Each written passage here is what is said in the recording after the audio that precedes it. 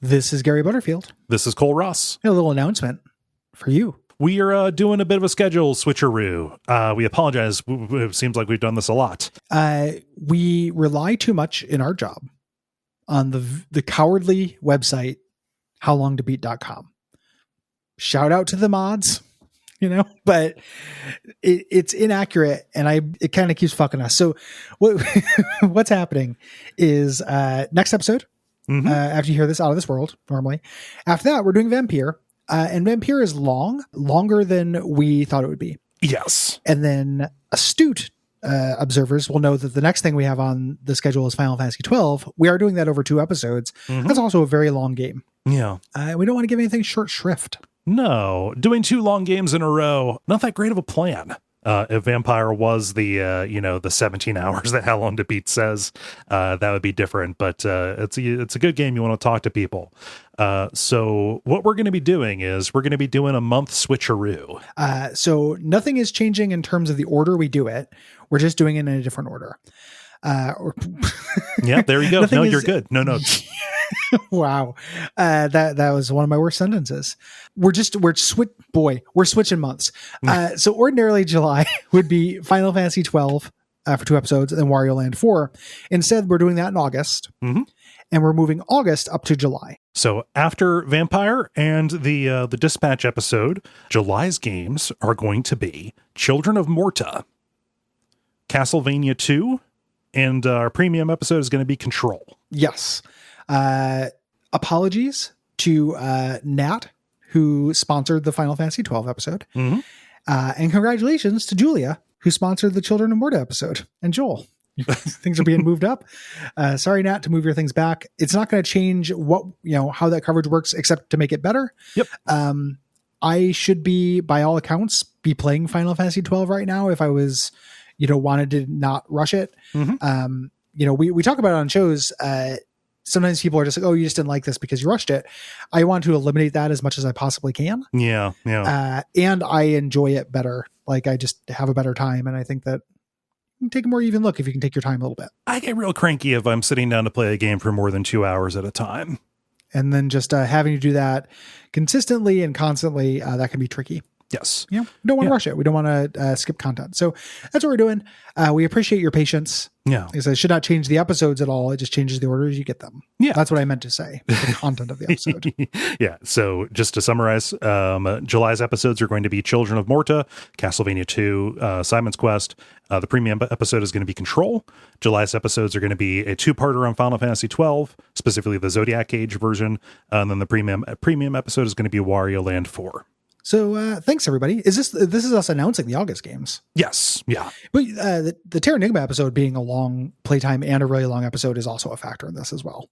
Yeah, we talk about the How Long to Beat being a problem. I think in the future we should just add 20% onto those bad boys for our planning. And what will that mean in terms of sustainability for the show? Like, or, boy, that made it sound like the show's going away. It's not. But something I was thinking about was that like Vampire could probably be 2 episodes. There's so many NPCs and stuff to talk about. Like, we got to be a little bit less gun shy about pulling that trigger, I think. Yeah, I think so. Anywho, that's all stuff we'll work out. But for now, just know, switch a month. If your birthday's in August, you don't have to do anything differently. We're not switching it. And 4th of July will still happen in July. Yeah, we don't have that power yet. Not yet. So just God bless America. Fireworks are still going to happen on that day. If you're a monster and you don't care about veterans and dogs. Yep. Yeah. Okay. Now Terranigma. Oh, first we need to thank 5 patrons. Y2K actually happened. Thank you. Tom the Optimist. Thank you. Mike Fowle, Jake Scott, Kevin Lewis. Thank all 3 of you. Patreon.com/Duckfeed.tv. There we go. Okay. Now Terranigma.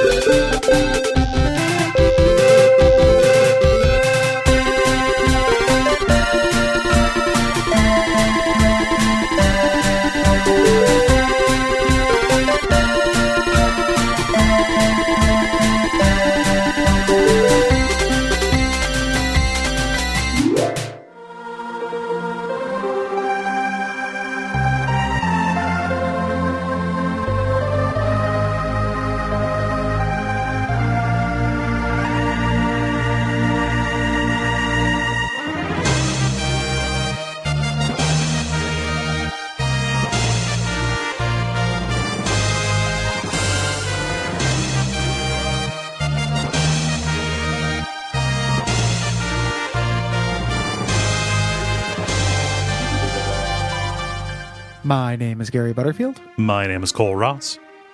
and you're listening to Watch Out for Fireballs. It is a Games Club podcast. And this week we are talking about Terranigma, which is an action role-playing game developed by Quintet and published by Enix for the SNES in 1995. A delightful little portmanteau. Yeah. It's an enigma, and it's Earth. if I didn't like this game, I would say Terranigma. But I do like this game. So just wanted to get that out of the way. I've been walking around saying Terranigma nuts. Anyway.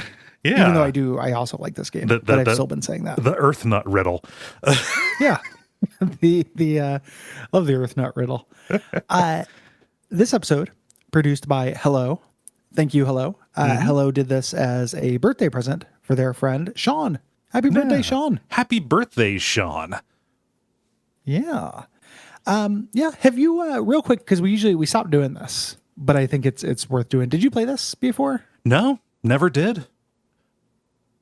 I had a real wild experience because I was sure that I had.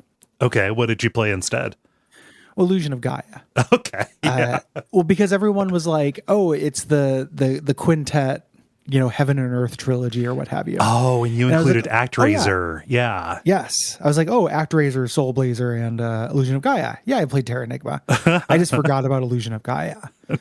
So it's kind of fun to like have a new Quintet game that I hadn't played in like this our year, 2022. Yeah. No, I had never played it because it never came here, and I wasn't really tuned in to Quintet stuff outside of ActRaiser. Just in general, when we did Soul Blazer about 10 years ago on the show, that was like 2013. People wrote in saying, "Oh my God, you guys have to do Terranigma. You have to do Terranigma." And that was really the first time that I'd like heard about it. And we'll talk about this in the history, but this didn't come here to America. I think a great deal of the clamor for Terranigma here on the show came from people in Europe, in Britain, where this did get to. And also people who, just got in on this in, early days of emulation, right? I think that second bit's really important. Yeah. Because like this is a good game. Mm-hmm. Like this is going to sound like I'm going to damn it with faint praise, and I'm going to, because there's some things I have annoyances with this game, even though I think it's generally real good. Mm-hmm. I think that it probably gets there's some exoticism to it. The idea that we never got it probably elevates it a little bit. Yeah, for folks. that makes sense to me. This kind of mystery object. Mm-hmm. And I was surprised just to find, it's just a Quintet game. Mm-hmm. Like it's still very Quintet. There are things that it does really well. There are things that are kind of crummy about it. It's 20% too long. The flagging, the just go talk to people until something happens is a real concern. Yeah. Flagging is not great. Like the combat is the best that they've done, but still very simple, like a little shallow. Yeah. There's all kinds of little issues with it. It's just a Quintet game. And like, I like a Quintet game. I'm glad that they exist. Yes. All of these are pretty good. It did not dethrone ActRaiser for me, but I do, I think I like it more than Soul Blazer, which was, when we went back to that, I was surprised by, just how basic that is. Yeah. Yep.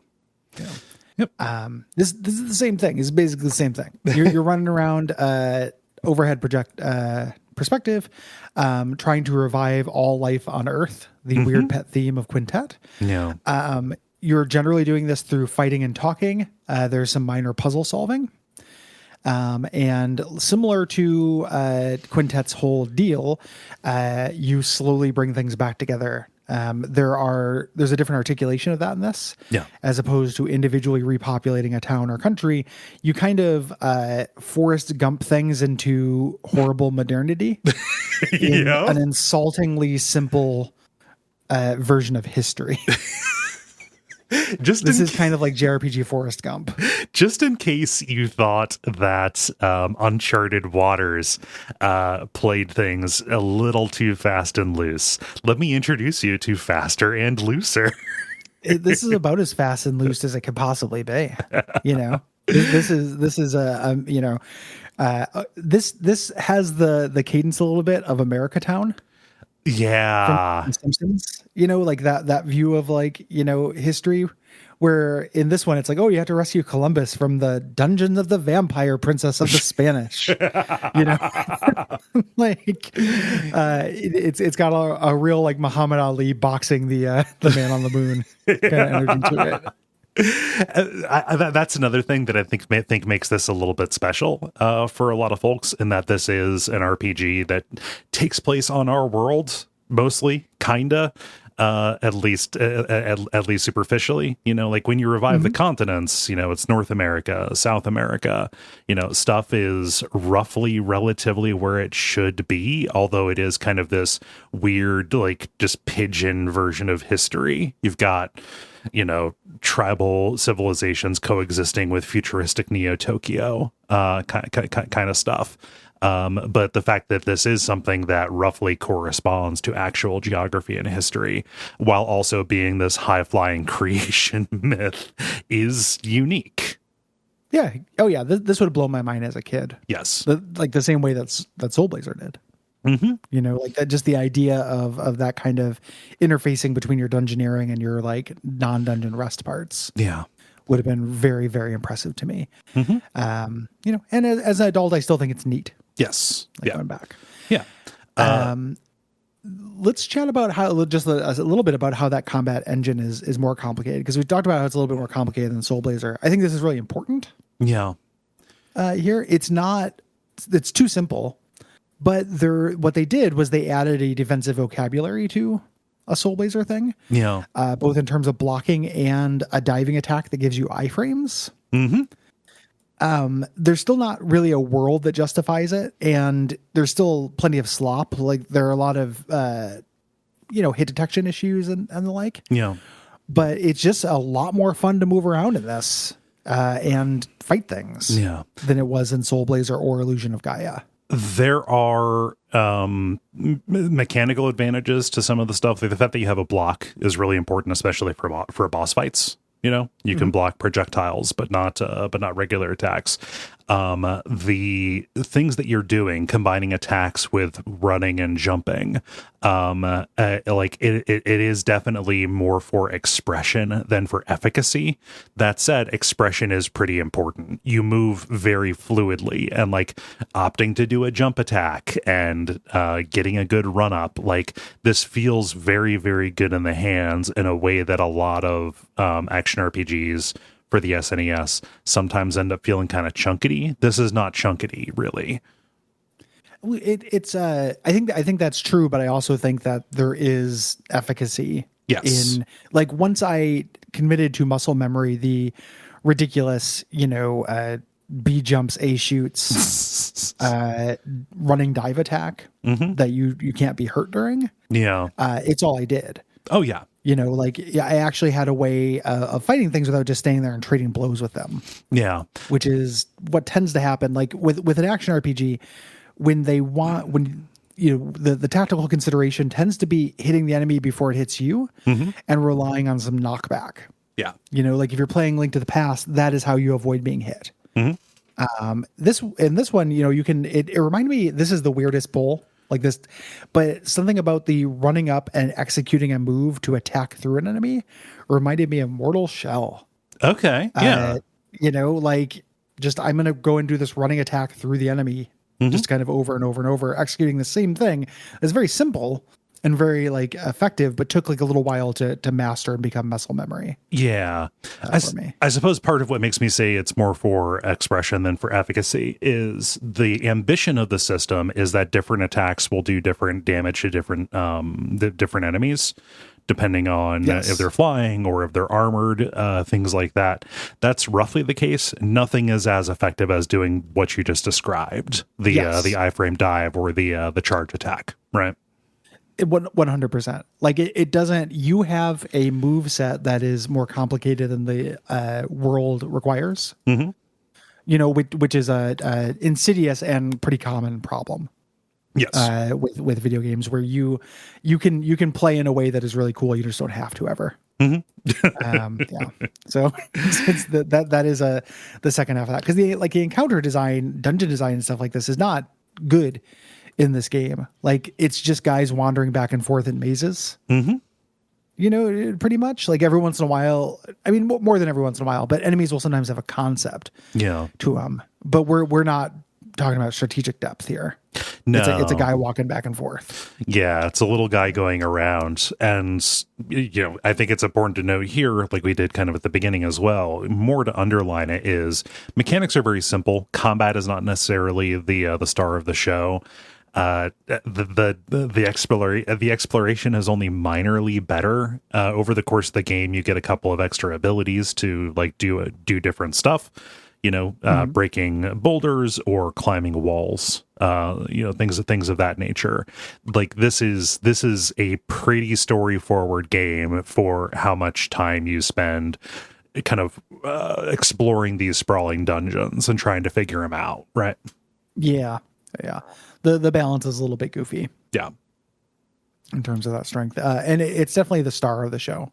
Like, it's the unique selling point. Yes. For this. Yeah. You have a jump, as we mentioned. So there's actually some minor platforming. You eventually can swim. This couples with those Metroidvania kind of elements. They all tend to be of the lock and key variety. Yeah. You're not getting something that has multiple uses and you can use it to traverse. You just get a thing that lets you climb walls. And now when you run into a certain type of wall, it's effectively just a path. So, yeah. You've got that jump. You can also pick some stuff up and throw it. This is only used like 3 times in the course of the game. I thought this was like for like comedy. Yeah. It's a weird joke. Let's talk about this absolute fucking mess of a magic system. Wow, the magic system that I used probably 3 times, twice to heal. Feel like it was put together by accident or something, or like like a Katamari ball rolled around a bunch of parts of other magic systems from games. Yeah, and just kind of picked up some of them. Yeah, and just it avoided the ones that would work well together. It's so bad. It makes a Katamari that's just like it's all poles laid side to side, so it doesn't roll. Exactly. Yeah. Just kind of struggles. It's a horrible system. Really counterintuitive, and really fussy. So the way this works is you have a jewelry box in your inventory. You buy these different pins, and you can use these. These are attack or utility spells, so like heal or different elemental effects. Getting these pins requires money and something called a Magic Rock. Yeah. Magic Rocks are a collectible. They're out in the world. These are limited. There's 97 of them, I think. Wow. The weird way this works is you spend them to buy the pins, but then when you then use that magic, you are refunded the Magic Rocks. So you can buy them again. It's a really complicated way of getting like essentially a Vancian system. I have so many casts of this spell between visits to the store where I can recharge my rechargeable battery, Magic Rock things. It's so fussy and irritating. Yeah. Changing spells. Really, really hard to overstate. Changing spells requires going through like 3 different menus. The actual pins are represented graphically. There's often not a lot of like differentiation between them. Like there's not really a clear indication of what a given spell does. And you're discouraged from experimenting. Right. Like when you get a new magic, that should be a very fun thing. In Terranigma, it is not, because it is a pretty big, cost to experiment with a spell in a combat situation. It's a real big bummer, and it influences a lot of things in the game generally. This is from 1995. I'm not holding this against it too much, but it means Magic Rocks are positioned as a really high value treasure. Yeah. For lack of anything else. And we've talked about a lot on the network, how that recontextualizes, a world. Like the things that you can find drive secrets and mini games and side questing in a video game. It ends up making the mechanical reward for doing a lot of that stuff like a pretty big bummer. Yeah. To me, I was barely ever using magic, and I had plenty of Magic Rocks, and I knew that if I wanted to, I could just go back to the Magic Rock store and recharge my dead batteries. Yeah. Or at least recharge the spells that work for you. Yes. I just used the grass pin, the heal, and I used teleport. Exactly. And then there's a couple bosses where it's like, hey, use magic. Yeah. But they're so rare and it's so weird. Vestigial system. Yeah. So magic is there. You have like a limited amount that you can, customize and express by which spells you get. That is in addition to armor and spears. You've got these spears, which are the weapons that your guy, this young man named Ark, can use. And this is in addition to differing recovery items for health and status effects.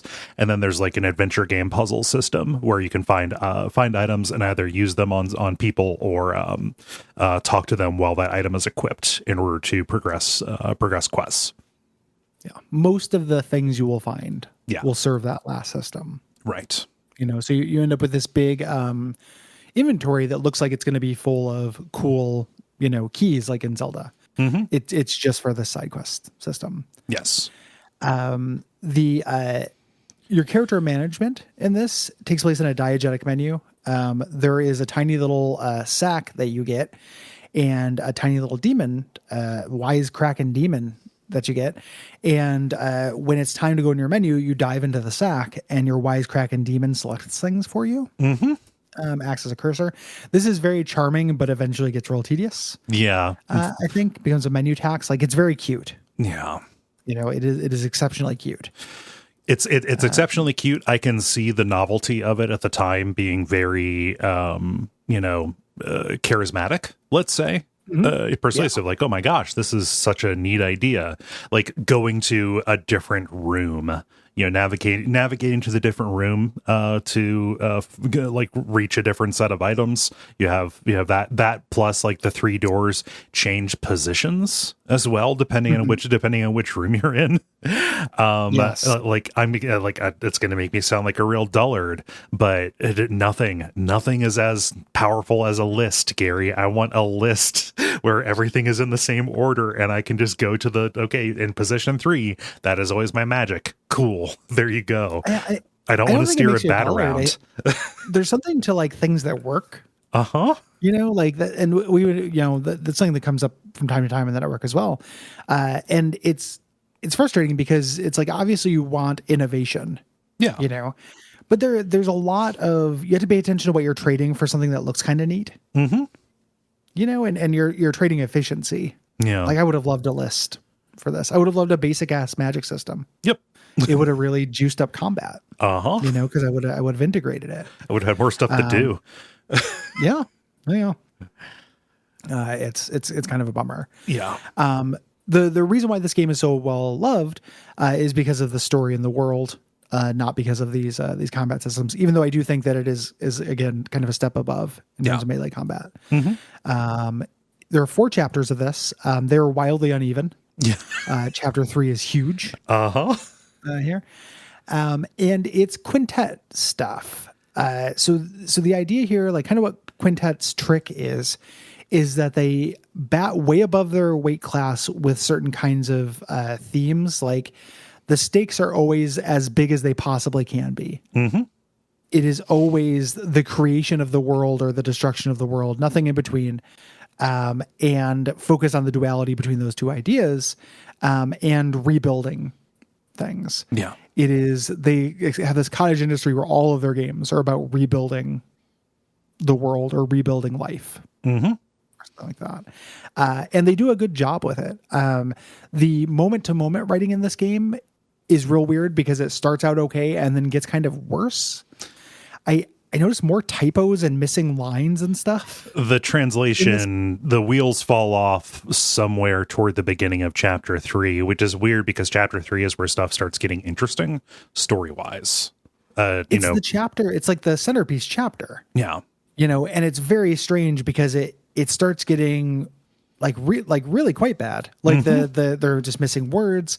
Characters become these weird declarative monsters, where they just become signs. They stop having an expression of character. It really does feel like running out of time as they went. But so the individual dialogue and individual writing is not great. The thing that is that Quintet touch is the kind of overall vibe and the bigger themes it's trucking with. Yeah. Yeah. Yeah. And Quintet, though they deal with those grandiose kind of themes and work on that particular scale, something that is, kind of always hits for me is that they do kind of hit some of these small moments, or for lack of a better word, like more sophisticated emotional beats than I would expect, and that is on full display here. Like the scene with the goat, like we're gonna get to it, but if I say the scene with the goat, like, oh, like no other SNES game has like this nuanced of a conversation about death and grief, right? as portrayed by a goat who's trapped in a cave, right? And it's like I saw that and it was like a gut punch, and I was like, is this game doing this? It's really weird because those moments stand out as huge contrast. Yeah. Right? Like there are plenty of moments before and after that are as perfunctory and eye-rolly as they can be. And like Quintet's weird secret is that, like, I never predicted when those moments would show up. Never. Like little tiny poetic moments like that. It's not a thing where I think that in a general sense, looking at the entire game, it does a great job with that. Yeah.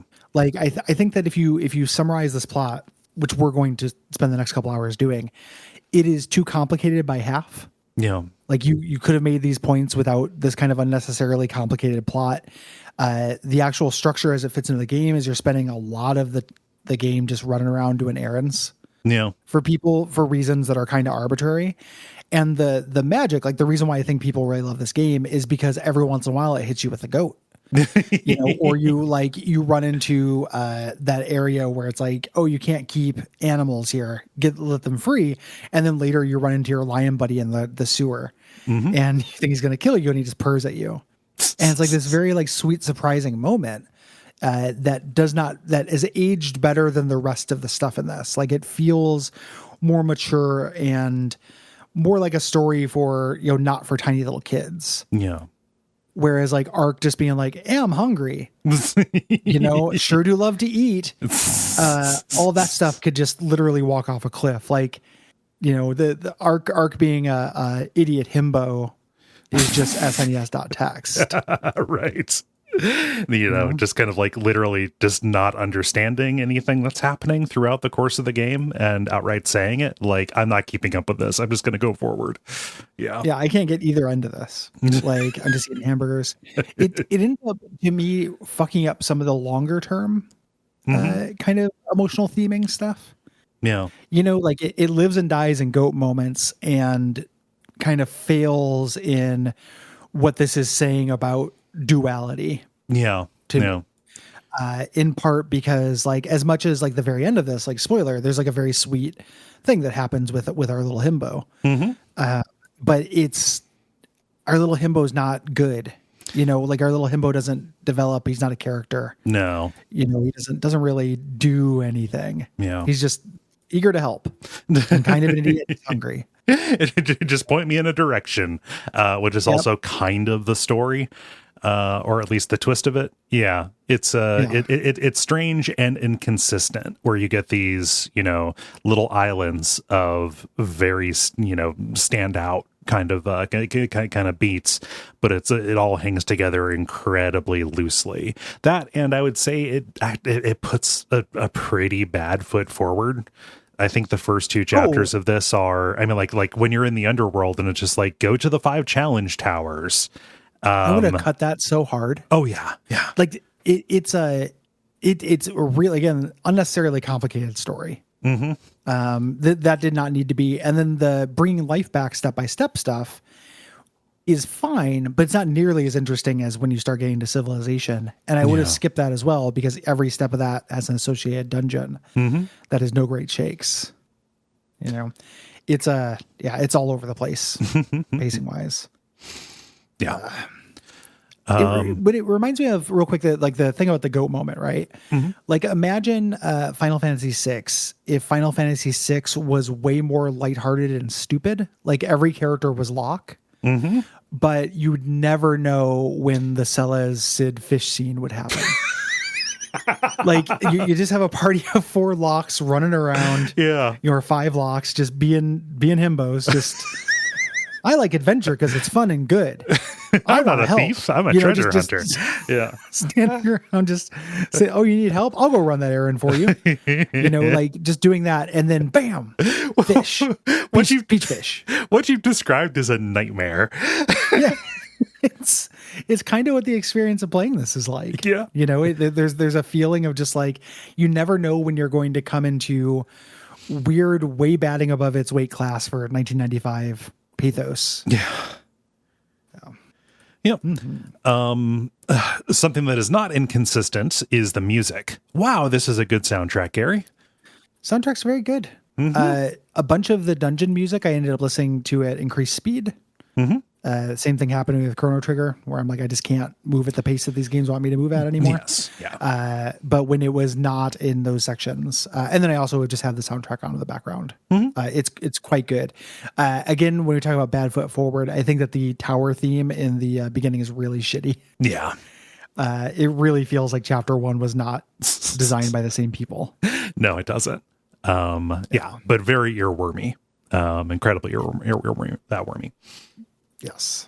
Yeah, good stuff. I found the graphics to be a little bit kind of off-putting to a certain degree. Not the technical stuff. Like, there's stuff here that is very much like, oh, this is a console at the end of its life cycle. Like, they have figured out every trick in order to, squeeze impressive, massive scenes into this. That stuff is cool. Not so enamored with, again, Chapter 1 walking around on the inside of the earth, although I like that weird little fisheye effect that is there. I can see why people would have been like, oh, this is neat, but also it kind of feels like you're playing it while you're drunk. Yeah.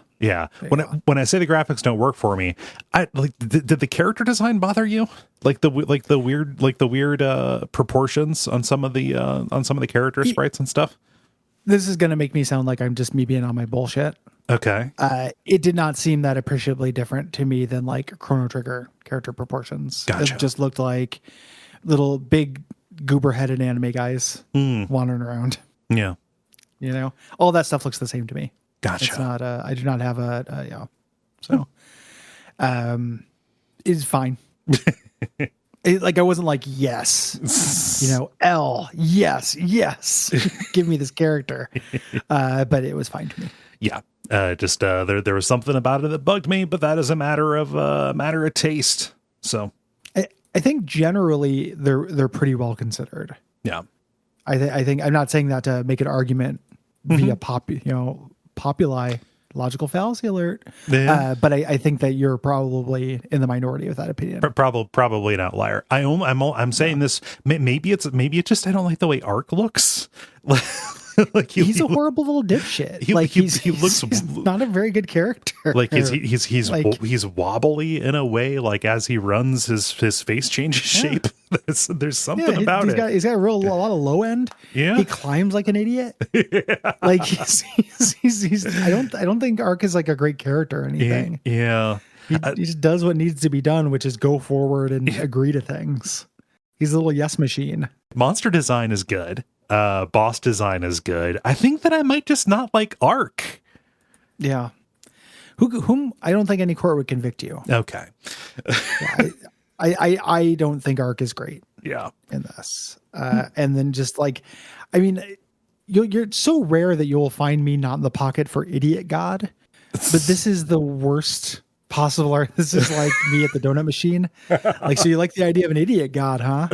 What if it's, a helpful spear himbo who like wanders around and just says yes to thing and has weird animations? No, I want an idiot god. I want him to be destructive and scary. Yeah. Happy. I want an idiot god. I don't want to spend this much time with them. Yeah, I don't want to hang out with a hungry god. I don't want to hang out with an idiot god who thinks that like his idea of a joke is like, what if I ate some errant apples? Like, I just don't think it's that funny that you ate those apples, man. Yeah. Stop showing me that bit. Yeah, Where are you going with this? I don't like that the inciting incident of this is kind of him needing to apologize for throwing pumpkins at some chickens. It's and then just also just opening, everything with that door. Again, I would have cut so much of the beginning of this. This game is so much better if it started at chapter 3. Yeah. It's also so weird because the Quintet's whole thing about having dual worlds and stuff, and that's a big part of the narrative, like, explanation of this. The other world, the dark world of this, has never been more of a footnote. Yeah. Of a thing. Like, you spend an hour roughly there. Yep. And then it's just like, okay, thank God that's over. Until the end, and then it's like, oh, okay, that's still a thing. Okay. Yeah, that's still down there, huh? Not for long. That horrible little lava field that is supposed to match all creation, be the dark half of all creation. Yeah, didn't care for it. Like we said, this is part of a loose trilogy. We've got Soul Blazer, Illusion of Gaia, Actraiser is thrown in here too. I do not understand why Actraiser is never included in that conversation when it is so obviously of a piece. Just different genre, like gameplay genre. Yeah. It very much same themes, but different. I want to call my shot here. I don't want to do Illusion of Gaia. Yeah. I don't like that game very much. Okay. I went and tried to revisit that when it got released on something. I think I played it sometime. I don't know, but I didn't like it. Yeah. More simple than Soul Blazer. Yeah. No, I'm not down for more simple, especially since we've done the more complicated. And also I don't know that its story would be this good. Yeah. Yeah. I do not think that it is. Mm-hmm. If we were going to do Quintet to likes, I would take us into like Dark Cloud, more than going simpler. Right. Yeah. I would certainly do Dark Cloud too. Yeah. That's what I mean. Yeah. So the scenario and story for this were written by Quintet's founder, Tomoyoshi Miyazaki. And the art direction was handled by the manga artist Kamui Fujiwara, who had been working on a Dragon Quest manga at the time. So he is the person to blame for our goofy arc. And also the really good boss designs. It is strange. So, like we said, this is a late era SNES game. They used all kinds of tricks. This is a massive SNES cartridge, 32 megabytes. There are some big scenes that they dedicated a lot of memory to, the cutscenes of different parts of the world, kind of reviving. In order to do this, they actually borrowed like the render pipeline from Donkey Kong Country. They was like, okay, they accomplished really impressive stuff. How can we get impressive things with a minimal memory footprint? So they benefited from that work that was done on that game that neither of us like very much. Yeah. As we mentioned before, this did not come out in America. Yeah. Part of this, so in the fandom, there's discussion around this that's like really interesting. Yeah. Where for a long time people were very upset that it didn't come to America, and then people were like, no, this is good because they would have censored it. Yeah. Which they probably would have. Oh, it's full of religious imagery. Like there's straight up statues of Christ. There are churches and crosses and Bibles everywhere, and that's just visually. Like this is a game where the steps that you take go through the process of the creation of the universe in Genesis. Like this is chock full of religious themes, even if it's not like coming out and saying, "Oh yes, Christ is our Lord." It's dancing around in the space that, Nintendo of America in the early 90s was infamously just real cranky about. Yeah. It's the reason it wasn't released. So the Enix, its US subsidiary, closed down by the time localization of this was finished. So they just did not have a US subsidiary to put this out at the time. Yeah. That is why it came to PAL zones. You can play it in kind of a crappy translation in English, just not a US release. Yeah. Though I forget the name of the guy, but the localization was done by somebody from Nintendo of America. So. Yes, it's the guy who does the voice who says the last Metroid is in captivity. The galaxy is at peace. Fun. Yeah, fun. And he's also the guy who does the first voice you hear in Star Fox. The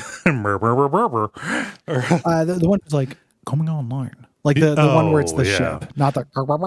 Oh, yeah. So it's like, scramble. Yeah, that guy. Yeah. Yeah.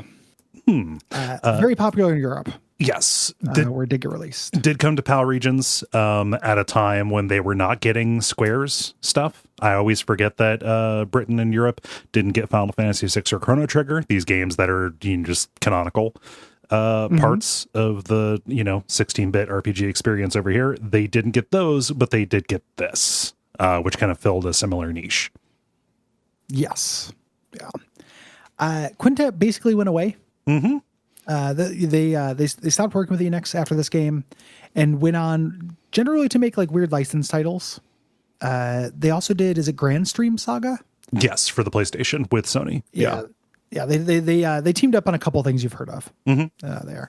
And eventually ended up making Uniyasha, The Secret of the Cursed Mask in 2004. Thank goodness. That kind of culminated their weird licensed zone period. Yeah. The studio stopped communicating with fans in 2002. And as of 2021, this is real grim. The manga artist, Kamui Fujiwara, says that the founder and the person who wrote this and was the director, Tomoyoshi Miyazaki, had disappeared. Can't find him.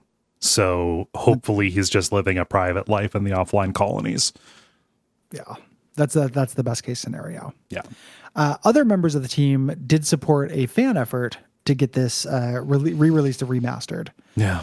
There is the absolute most powerful thing in the world, a change.org petition. I hate it. I just you'll hear like, okay, you'll see a headline like, how in the world are any of these news? Why is anybody reporting on this? A change.org petition.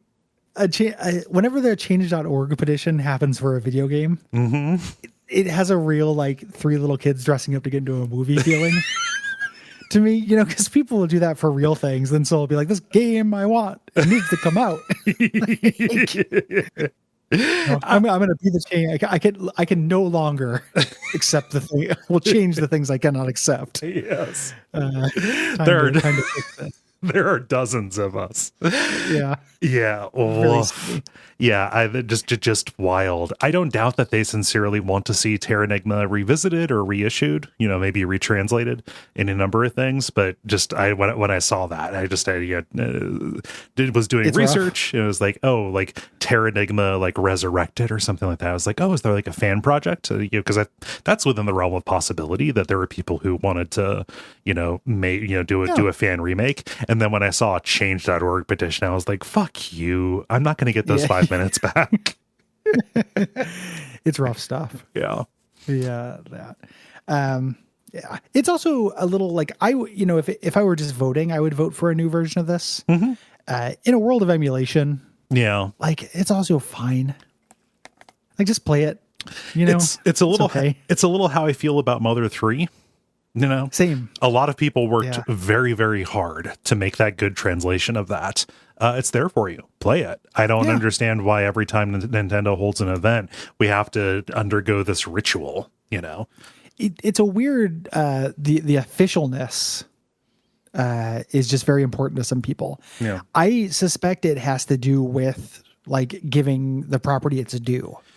Yes. It would just be, so the fans of this, they want this to come out officially because it'd be like, finally, it's getting recognized, but I don't care about, but like, I can still just play it. Yeah. It doesn't, it's not going to call you back, bro. It's not going to like this. It's not going to see this tweet. Even if the creators did see the tweet, it's any symbolic victory that you would get out of this is not as important as like you enjoying playing the game, and maybe spreading the word so more people play it. Like that's what you want. Yeah, agreed. Yeah. Quintet's in a weird spot. Yes. We don't know who holds the right to all of their well-loved little weirdo games. Square Enix did release a remaster of ActRaiser last year.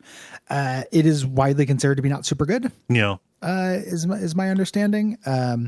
It adds little tower defense sequences and does not really appreciably improve.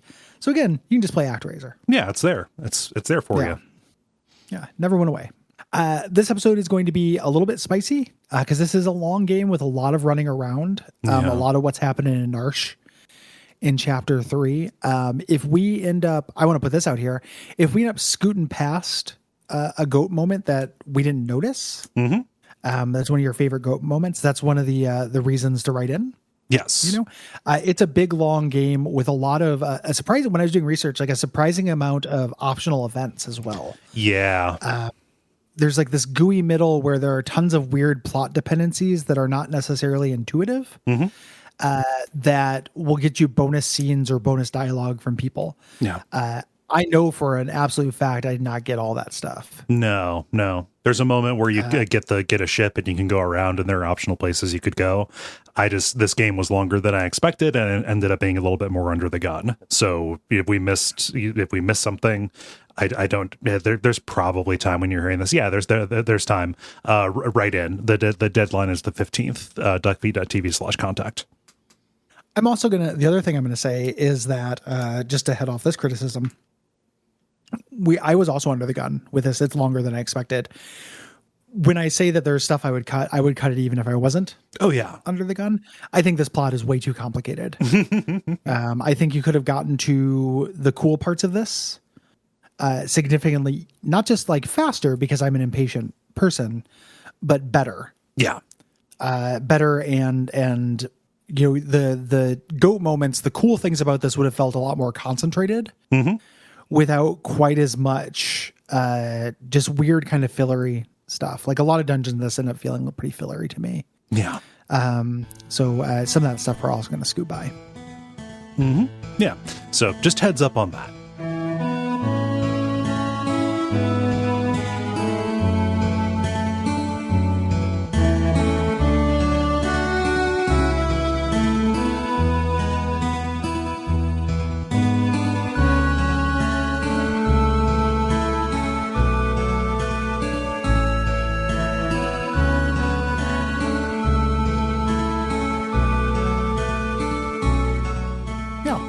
Let's get into it with chapter 1, The Outset.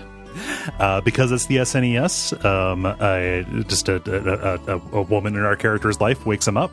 Ark is having a nightmare, and his girlfriend Elle wakes him up because he needs to start his day. Every other time Ark wakes up, he is laying on the floor. Which is funny because at some point he falls out of bed. I think Ark might have PTSD. I think he's having night terrors and falling out of his bed. I don't know that he has enough of an internal life to have PTSD. Yeah, he has kind of like a goldfish. Like he is a dog. Like he is too much of an idiot to have thoughts and feelings. I think he is just there for the player to recreate things and see sad things in which our avatar does not really care one way or another about. So you're having this strange dream. There's this weather condition down here. They do a really good job of disorienting you. Yes. Because you feel like you are just in a different world where things work differently. You know? So you go into like, I'm collecting encyclopedia facts about this world. Yes. Mode. Like, okay, crystal blue is like a weather event. It's these crystals that fly through the air. I got the sense they were like or that you could, they were porous, like from beyond stuff. They show you reflections of future events. Yeah. And you can walk around talking to people. This is where you learn that you and Ellie, it's also one big communal building. Yeah. For some reason. all of the impetuous young men live in this building with the elder where they train. And also nobody can leave the village. Like it's just this village and just its population here. There's a talking pumpkin. It's a real fucking nightmare. And when you talk to the guys, they're like, "Oh, Ellie woke you up." Hey. They all go into Moses Lack mode. Happy couple, huh? It's real weird. When you go and talk to the elder, he's really upset because you destroyed weavings. And he wants you to go apologize. You can either, at this point, there are a couple dialogue choices. You can either defend yourself or apologize. None of it matters. Yeah. There is no nonlinearity to this game. Every once in a while, you have a choice whether to develop a town or not, but it's not played really as an expressive choice. It is a fail state or a win state. Yes. Doing certain things means that you or not doing certain things, like choosing to go in a direction for a town. You're not really making a choice, because if you choose the wrong thing, it just cuts off possibility space in the future. Yeah. And you get a lot of little characterization dialogue choices like this that don't do anything. Yes. So he says, go apologize. You go back, you go to the Weaver's house, you apologize. Ellie's mom is the Weaver. When you come back, the Elder's gone. And the other students are trying to break into his forbidden closet of mystery. There's one door in this boys' dorm that nobody can get into that whispers at you sometimes. When you pass, it's like, please let me out. And you're like, oh no, Elder said not to open that. I'm not going to do it. Yeah. There's a pretty good joke in the beginning of this about how you're the only person who throws things. That's what you got in trouble with before. There's a lady in the kitchen who asks you to grab her this pot, and you can grab it, but the only thing you can do is toss it. You can't put things down. She yells at you. It's very cute. Yeah.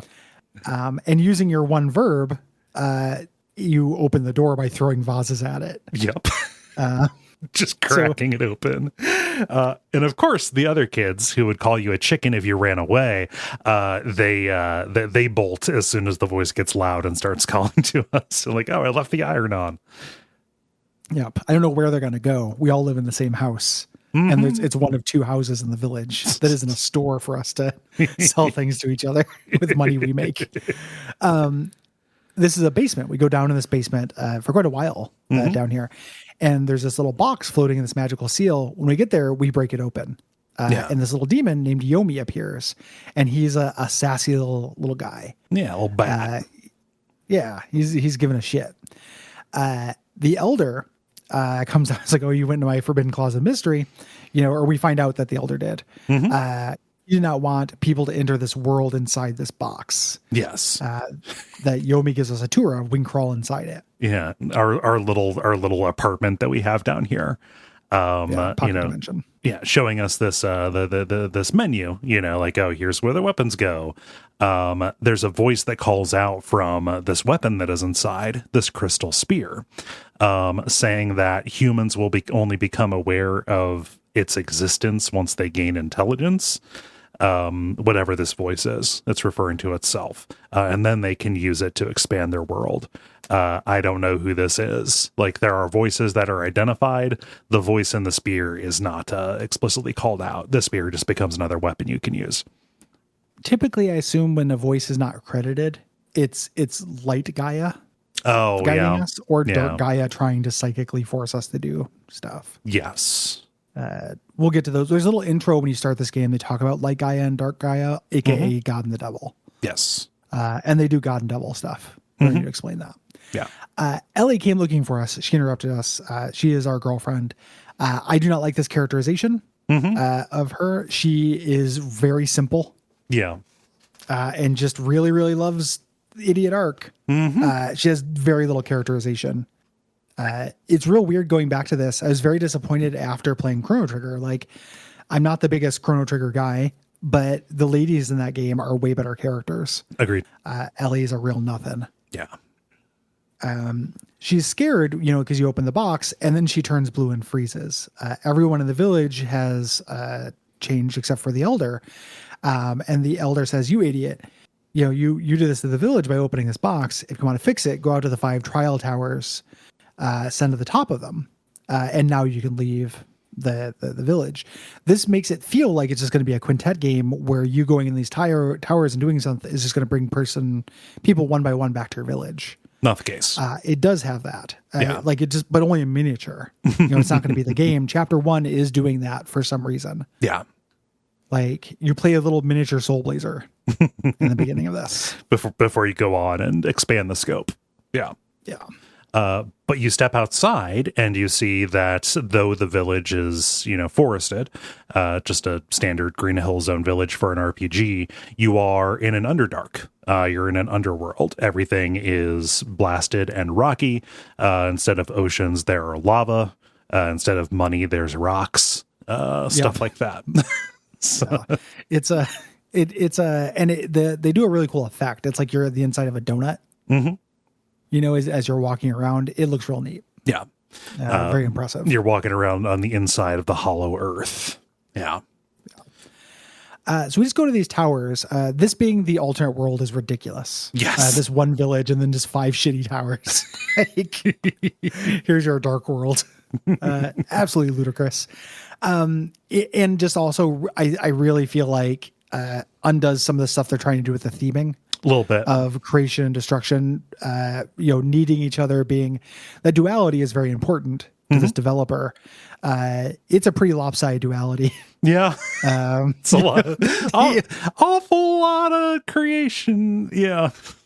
Yeah, it would have been, and you could have done, I almost would have preferred a straighter putt with that, where like, instead of spending quite as much time in quite as many places in chapter 3, like what would happen if you went to dark America? Ooh. Dark freedom or dark France or whatever, and those would be different versions. Or when you did something in that world, it changed it in the dark world version of it. Yes. So like you elect the communist leader of light side France, and it does something to dark side France. Yeah. It just increases the disparity. Yeah. That would have been that feels like that's more in line with the kind of themes they wanted to mess with. And that's what I mean when I say this story is unnecessarily complicated. Yes. Yeah.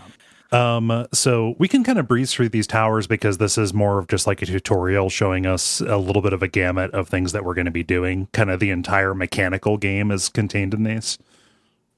Yeah. It's not going to be representative of what the game is like. Right. They're just little mazes, little combat arenas.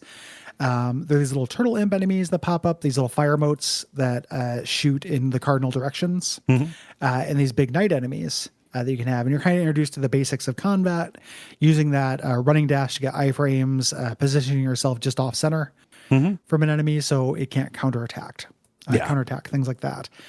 We're introduced to our status effects in this. The developers of this game had a really wild take. They talked about how they wanted to have, they really liked how in turn-based games, how text provided clarity as to what was happening to you. Yeah. The problem is text is interruptive. Yeah, it's a horrible idea. The way that they do status effects in this is having a little text pop up that you have to click through that tells you what happened. And supposedly it could just pop up without freezing the game. Yeah. But it doesn't. And it ends up making status effects in this game feel just really irritating interruptions as opposed to tactical concerns. Like you get items that will undo this stuff. When you get set on fire, you get this toasted status effect. So you're just paralyzed for a minute while you're on fire. You can actually, there are things that get rid of these things, these status effects. I can't imagine a million years caring about them. No. You just try to avoid it. Yeah. Or you just, deal with it because you're toasted for 2 seconds and then you're done. It would take longer than 2 seconds to go into the menu to use any item to get rid of it. Like a little bit more serious are these curse and poison status effects. So those come much later. Those are HP drains. There's also one that decreases your strength. Makes you do less damage for a certain amount of time. Those are a little bit more of a concern, but like these interruptive ones just exist to be annoyances. Yeah. It's real weird, the idea that they wanted to include those. And I think they express the explicit quote is something like to capture how exciting turn-based games are. They have these little text pop-ups or something. It's really weird. It was some interview I saw that was linked from a guy named Resonant Arc talking about this. Yeah. The interview that he read. It's just a really bizarre line. Yeah. Do not understand. Don't get it. So you reach the top, and each of these towers is presided over by a guardian, these cloaked figures who are kind of complimenting you, but also making fun of you. He says, like, congrats on getting this far. He says, all of the, monsters that you have killed, those are people's souls, and you free them by killing the monsters. Some of them leave behind blue motes that will give you hints when you talk to them. And then this guy, to free more souls, I guess, or just maybe to kill me, he summons the little like turtle imp guys, these Hue balls, 1/3 of human giant, that they just kind of emerged to fight me. Yeah. It's just a little rush. Yeah. No big deal. When you do that, you go through this door that appears, and we end up in these floating chambers with an orb that descends, and we get these scenes of continents being raised. Each of these towers corresponds to a continent. And so we're not only freeing the souls of our village, like he says that the monsters we killed contain the souls of people. We're also raising a continent somewhere. We don't know what this is. Yeah, this is on the surface, on the light side world.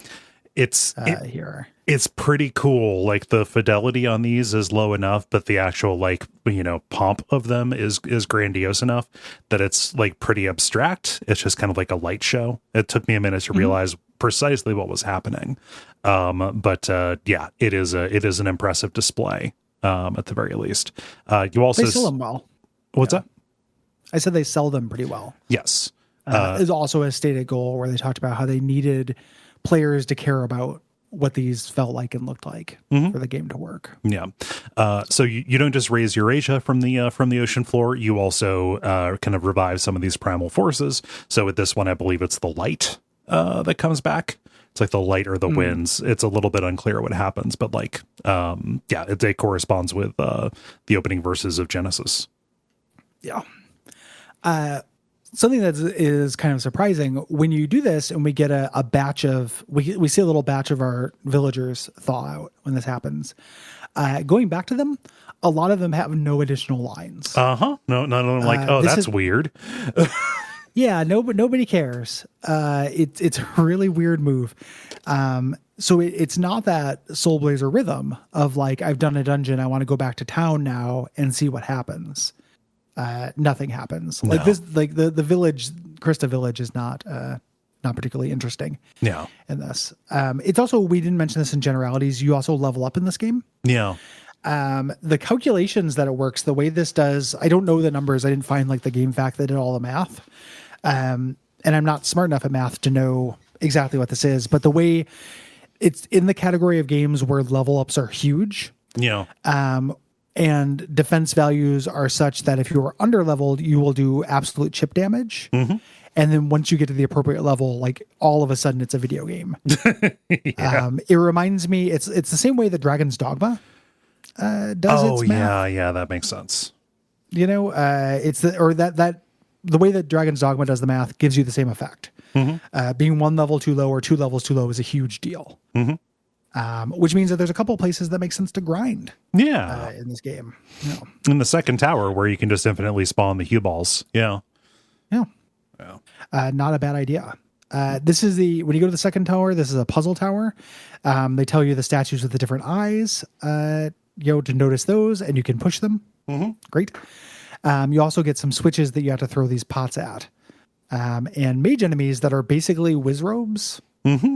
Got big wizrobe energy. And then they paralyze you by looking at you, and all you get is a little message that says it. Yeah. You can sometimes reflect that by attacking, but the projectile moves incredibly fast. It feels instantaneous. Yeah. Yeah. The next to the last floor is the grinding one. You have to intuit which way to push these two statues. You have to push them both outwards. There's no indication of which way you got to go. So you're going to be kind of iterating through this a lot. Yeah. Which is a lot of the puzzles in the game. Yeah. Are not very puzzly. Nope. Tower 3. So this gives us South America. And then Tower 3. This is more about platforming. So there are moving platforms and kind of traps and spear traps that we have to guard. Yeah. Or guide. And then there are these ghostly enemies called Gardeners. Gardeners. Yeah. Yeah. Do they plant and harvest things, Gary? No, they guard. Yeah. And then whatever the suffix "ner" suggests. None of these got me. Yeah. I did not see this. I just ran away because I couldn't hurt them. Right. What they will do is they've got a projectile that pushes you to sleep, or puts you to sleep, and then they will kind of inhale and suck you in and send you back to the entrance, which is a little frustrating. Yeah. Thank God for save states. I think like save states and fast forward make this game really doable. All games of this era. Oh yeah. This is what you're giving up if we get a remake. Yeah, I've got fast forward mapped to the right analog stick on my little 8-bit do controller here. Yeah, I'm constantly pumping that thing. The end of this ends with kind of a puzzle boss. Do you want to hear some bullshit? Sure. The way this works under the hood. So they present 3 guys to you, 3 of these mages. The idea is one of them is supposed to be real and 2 of them are illusions. as opposed to that, it's just a 50-50 chance whether they're all real or all illusions. I spent so much time, like I did frame by frame, like on a rewind, trying to see like if they flickered at different rates or something like that. Nope. It's just chance. I hate it. Like the flagging and puzzle stuff in this game is not good. No. That makes me angry, actually. It's pretty. I learned about that from watching I didn't finish it because it's 4 hours long. But something I like to do for games we do for the show is watch a speed run if I can. Okay. Because it will usually reveal stuff like that. Yeah. Like speedrunners will figure out the behind the scenes shit. And yeah, it's just luck. Yeah. So if you hit the real one, it does damage. If you hit a fake one, it becomes a regular cadet. This wizard enemy that you have to deal with before the other ones will appear again. Yeah, that is bullshit. In exchange for doing this dumb puzzle, you get Africa. Cool. So it's a Louisiana purchase, the likes of which we never imagined. Oh God, guys. Tower 4, the idea is a test of courage. It's doing the 16-bit standby of puzzles that have to deal with falling in holes and trying to conceptualize multiple floors there. This always ends up being very trial and error. Yeah. In reality. Yeah, there's like the you have 4 pits you want to fall down, and all of the other ones will get. Well, you've got to go both paths. It's not just that there's a correct path and a wrong path. You've got to you have to get the crystal thread here, which involves going down the quote unquote wrong path, and then the right path takes you to the to the guardian. It feels very arbitrary. Yeah, this crystal thread, which is mandatory, it's not a bonus. No. Little goofy boss of this one, it's the cue ball dance troupe. This is a snake of little cue balls where only the last one is vulnerable. When you knock it off, it disconnects and still fights you, so you have to take it out. Yeah. Just weird, goofy little thing. And for this, you get North America, and also the stars rise. So cool, fair trade. Yeah. You cannot go to the next tower. No. So I think this is again kind of calling irritating game design on this, because the fact that characters did not have new things to say when I went back to town, and the fact that you just heal automatically when you're using the crystal spear when you're underground, you heal over time. So there's really no reason to go into a town rhythm here. Yeah. But if you just go to Tower 5, it just says you're not ready, and this could mean anything. Yeah, it could mean you're not high enough level up more. Yeah. Yeah. Really, what it is you have to take the crystal thread back to town. To give it to Ellie to weave something for you. Yeah. She's decided that her purpose in weaving is to make things for you, making you think, okay, she's going to be my armor through the game or whatnot. You give it to her, say, she says, oh, this is a mythical material. I want to make you something out of this. You go to sleep to give her time to do this, but you wake up in the middle of the night and go visit her to find her still working. And the way weaving in this works is you put prayers into the garment, which is kind of fucked up that I sold this. or no, I didn't. I didn't. No, I don't think this is one that you can sell. This is one that's that is on the little armor dummy inside your inside your menu. Yeah, I would. Well, you don't sell things. You don't sell things. You throw it into a bottomless pit inside your Pandora's box pocket dimension. I would have traded this for a McDouble. It didn't allow me to, though. Yeah. And you can find the creator of the McDouble in this game. You can. You don't find the creator. You co-create the McDouble. Yeah, you co-create you work together. You collaborated on. God, I would the McDouble. I would fuck up a McDouble right now. It is the seed of creation and destruction. It is. Yeah. The McDouble. Yeah, it's a great sandwich. Yeah, it's like a double cheeseburger is a little bit too much. Very rare that I need more than one slice of American cheese on something. Yeah, and just it's just there to provide salt. It's all salt. Yeah, salt and melt. Yeah, I got really into making. I saw this recipe for this thing called Korean street toast. Okay, I've been making that, and that requires American cheese. So I have American cheese quartering in my house right now. The nice thing about American cheese is it lasts for years. Yeah, it's just a weird plastic that I eat, and I'm very happy to have it because it means like good grilled cheeses and more Korean street toast. Oh gosh. But she says when she goes to give you the cape, she gets kind of sad. She says, "It feels like giving me this cape means I'm going to go away and never come back." And she says, "Can you promise that you'll come back?" My option is say like, "Oh, I can't make you any guarantees. I'm not gonna lie to you, not to be cold or anything." But it doesn't. None of this stuff works for me because this is such an unbelievable world. Yeah, this underworld with 7 people surrounded by lava. Mm-hmm. And Ellie is just so singularly dedicated to you that she doesn't have her own character. Yeah. None of this stuff worked for me. That was trying to like tug my heartstrings around Ellie. It was a little bit more successful for me, but only later on, once we started getting into like which version of you is you kind of stuff. But yeah. It's I didn't believe that he would love either Ellie. Right. Because why would he? Like he doesn't have an internal life. He's not, he responds to the shiny objects and smells. Yeah, he's not smart enough to love. Like I don't feel like Ark is smart enough to have feelings as a character. So which again, the ideas are very, very good, but I was largely failed to be brought in because of how shallow the writing is. Yeah. We get this cape. This allows us to go into the tower. Here. We get to the top. There's a light and a dark door. This is just a trap. You just go through the light door. It just brings you back to the bottom. Got me. You get to the top and we fight our boss here, the Shadow Keeper, who is just a scorpion. Yep. It's a big old scorpion, big old claws that'll snip to shoot spread beam. Kind of the trick here is just you just stay off to the side and attack in an offset so you don't get hit. The bosses in this game are good to the degree that you can avoid taking hits. Yes. They're pattern based. It's not, it does not feel like a lot of Secret of Mana bosses to me, end up feeling a lot like I just have to take some damage. Yeah. Yeah. These don't feel like that. Like they're generally pretty good. Yes. I think. Yeah. You take him out and this gives us Australia. We find out that the animals and children in our village have all been revived. And if you want to, you can do 2 different separate optional continents. Yes. You can get Mu, which was used in Illusion and Gaia.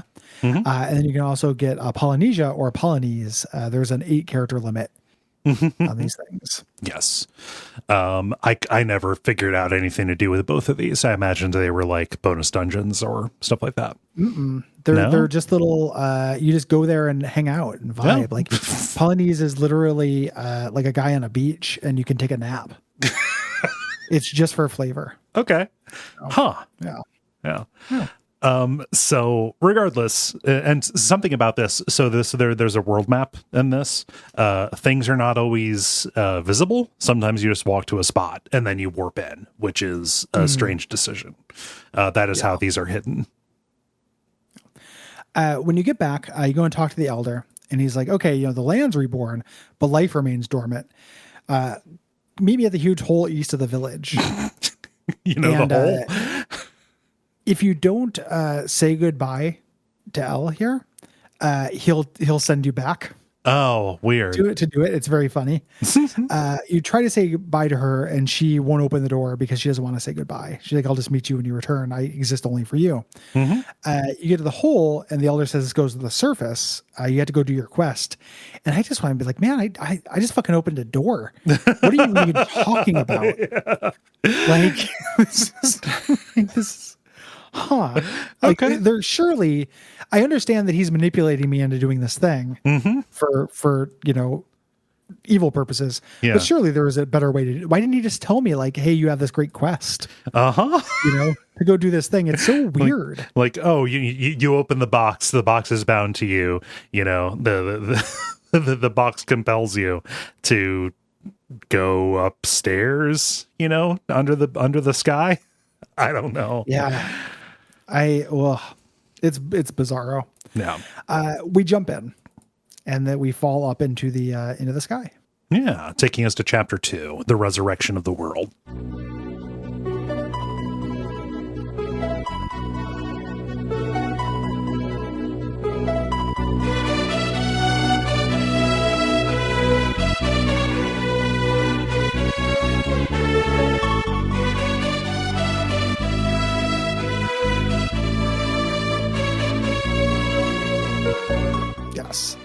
also kind of superfluous.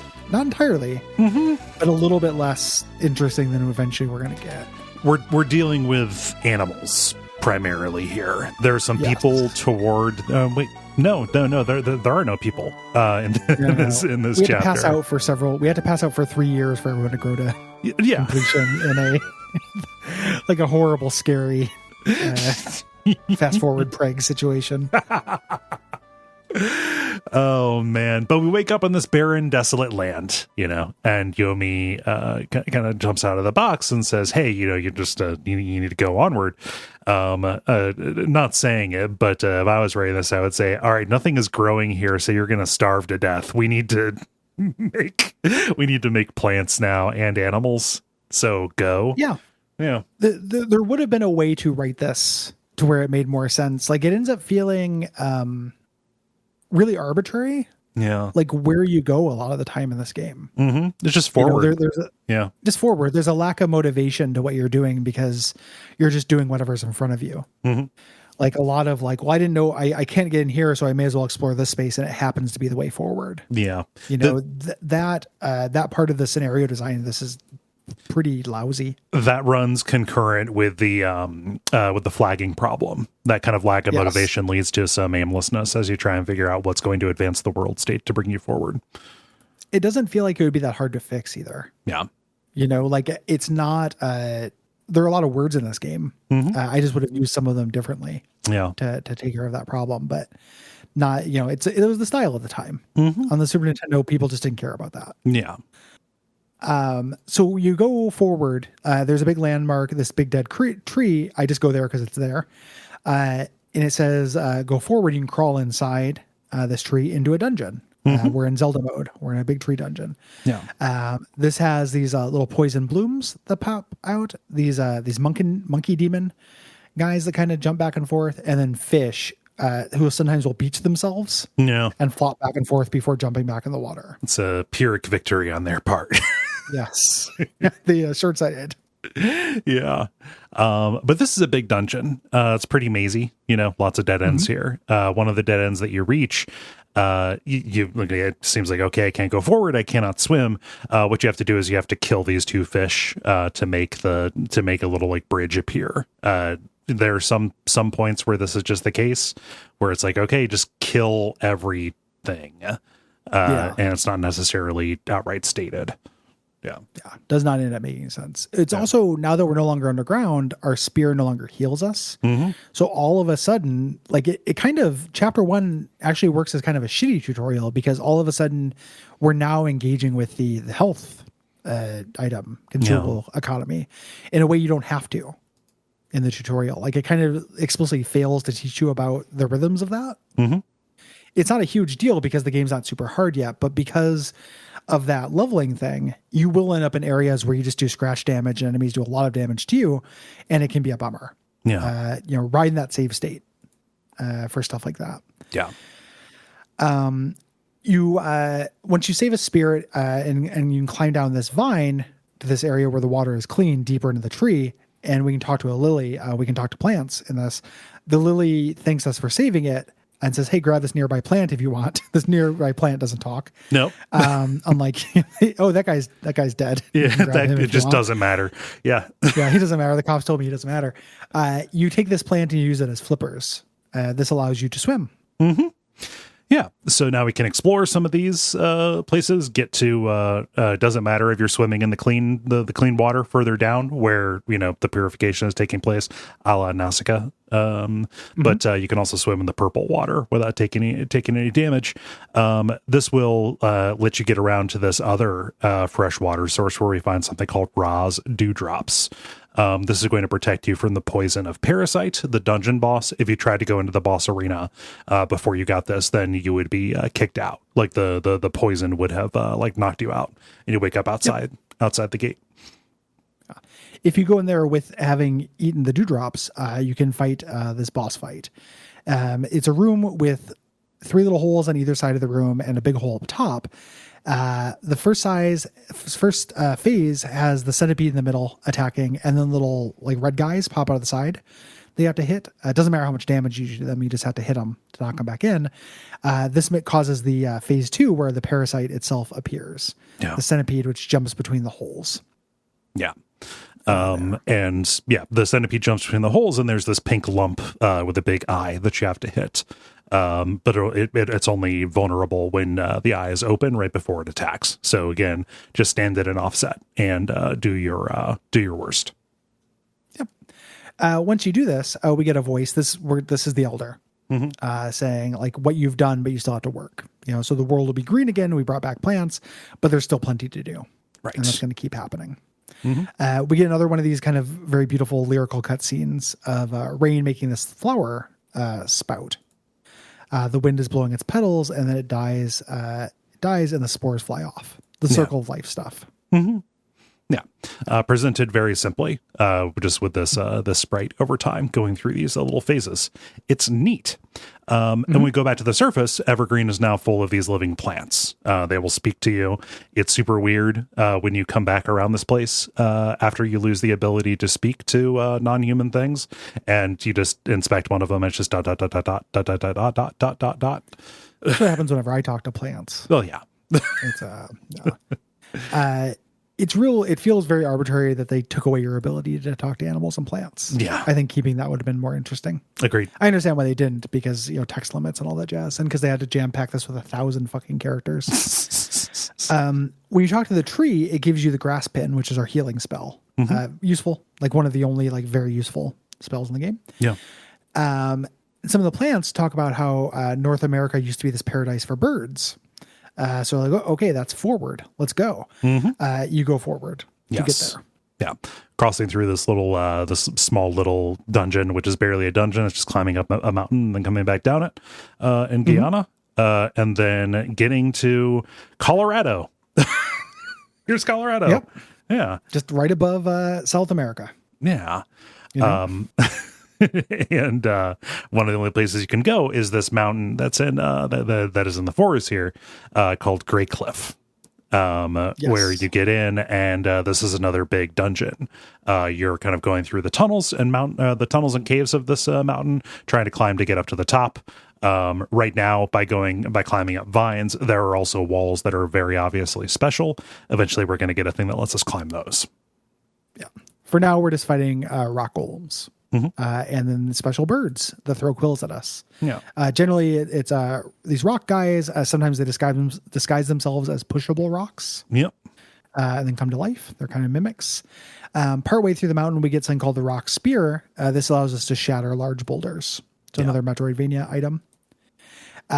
There is a tunnel thing where you can fall down this different shaft, end up in different places. This is a little bit trial and error to me.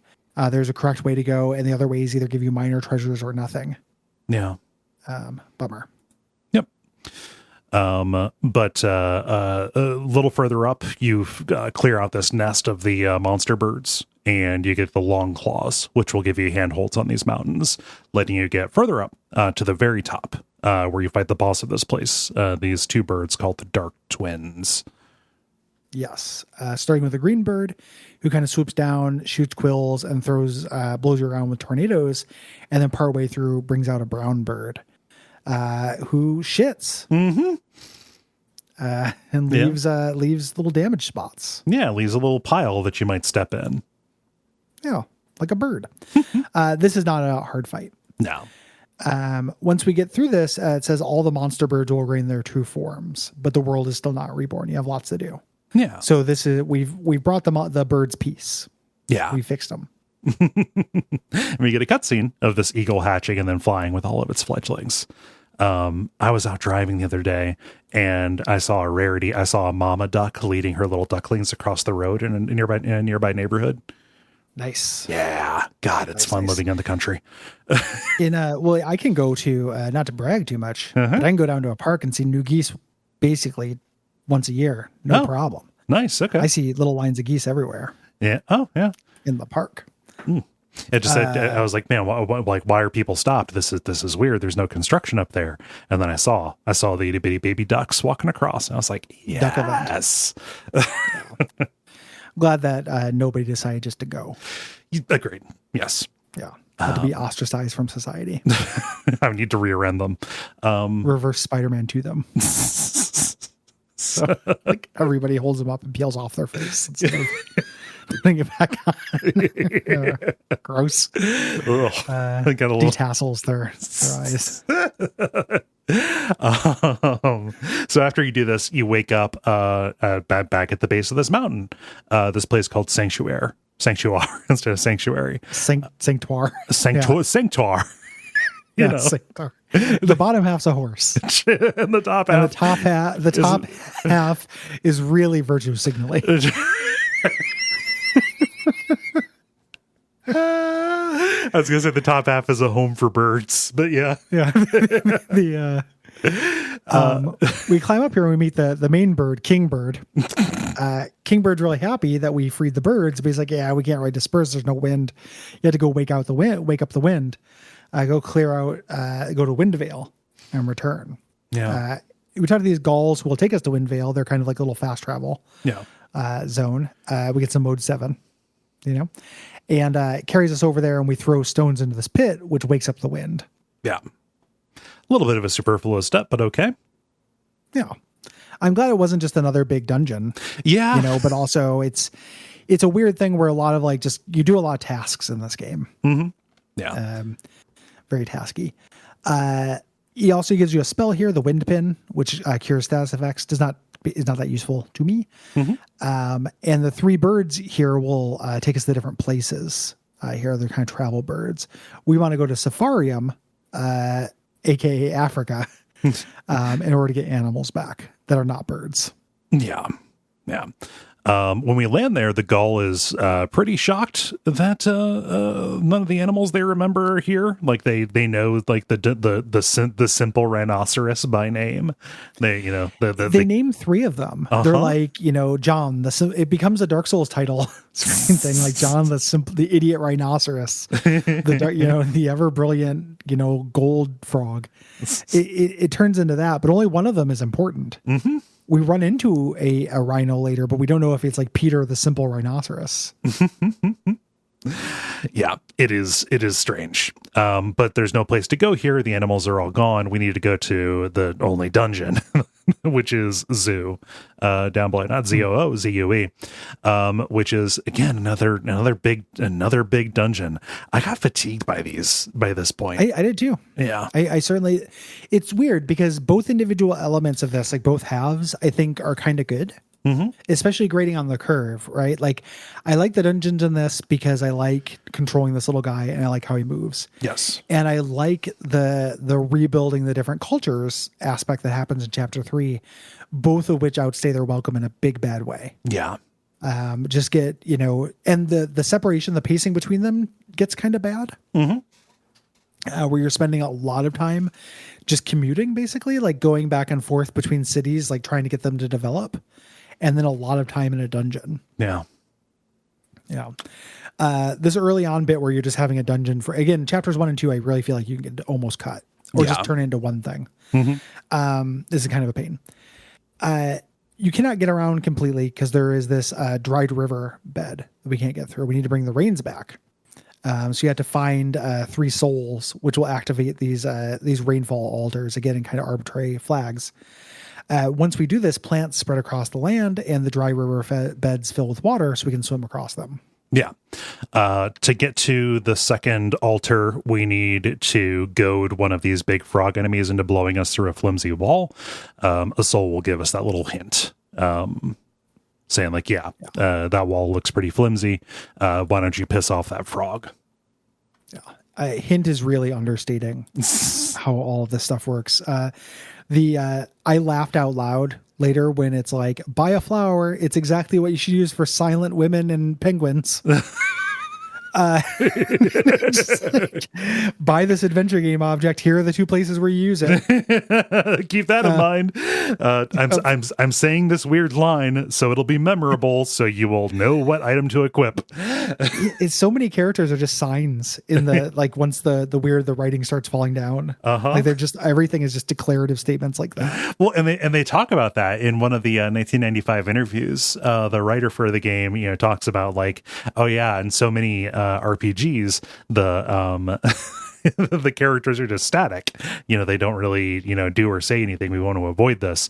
No, it's still very much. You didn't avoid it. It's still very much the language of this game, because it's the language of games at the time.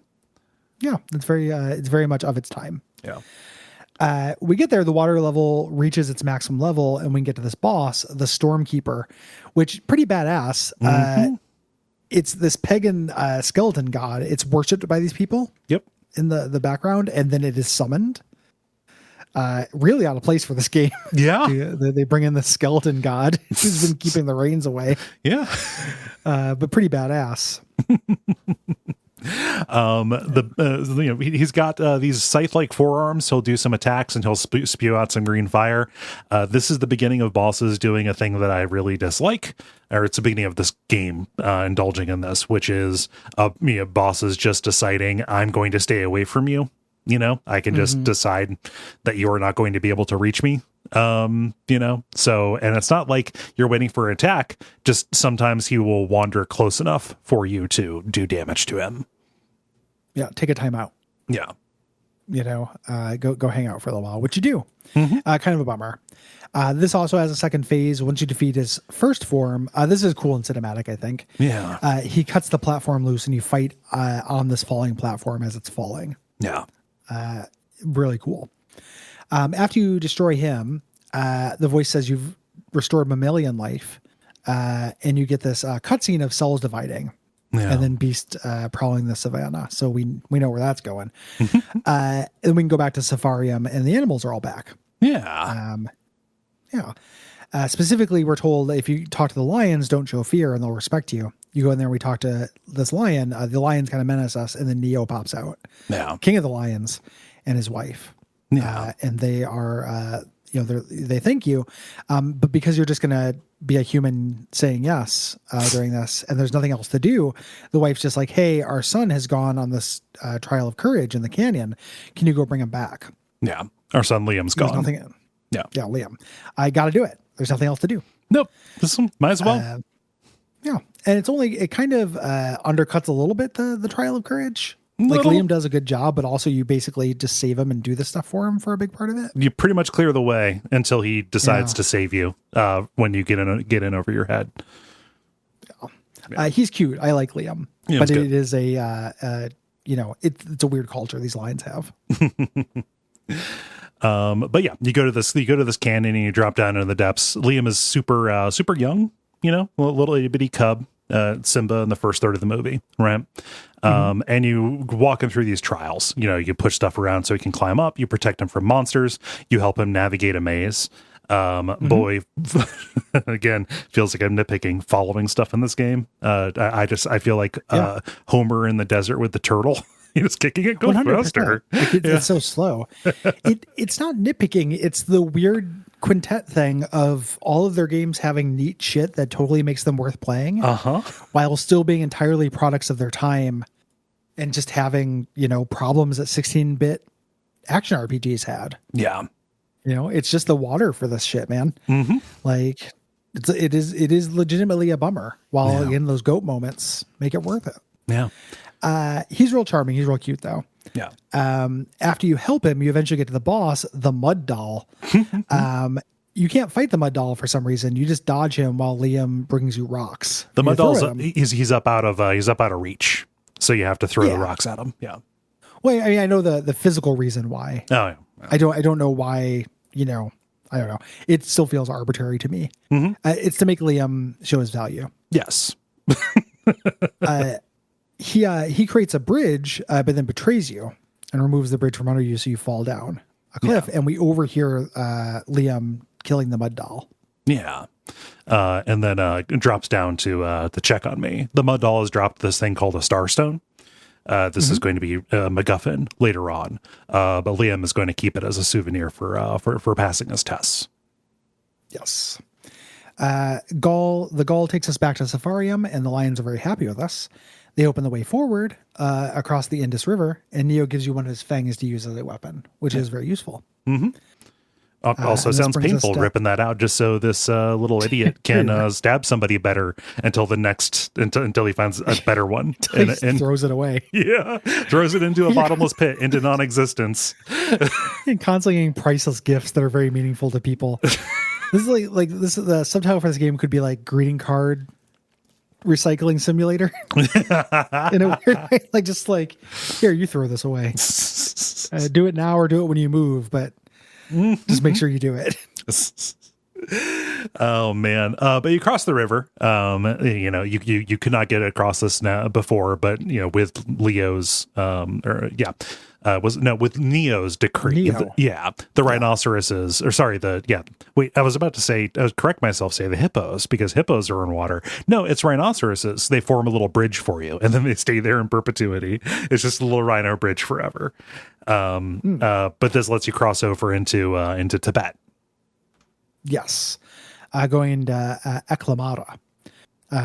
Crossing this. This is a cold zone, and the enemies will freeze you, but you have to wear this piece of armor that you can buy called the fur coat.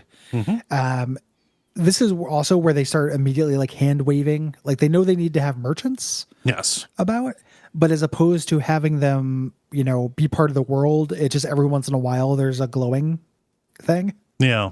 That will sell you stuff. It's like it's little souls whenever they can't have a person at a store in a town. Yeah. Yeah. It's just a little save point that sells you stuff. Yeah. But you got to get that fur coat to get through here. Yeah.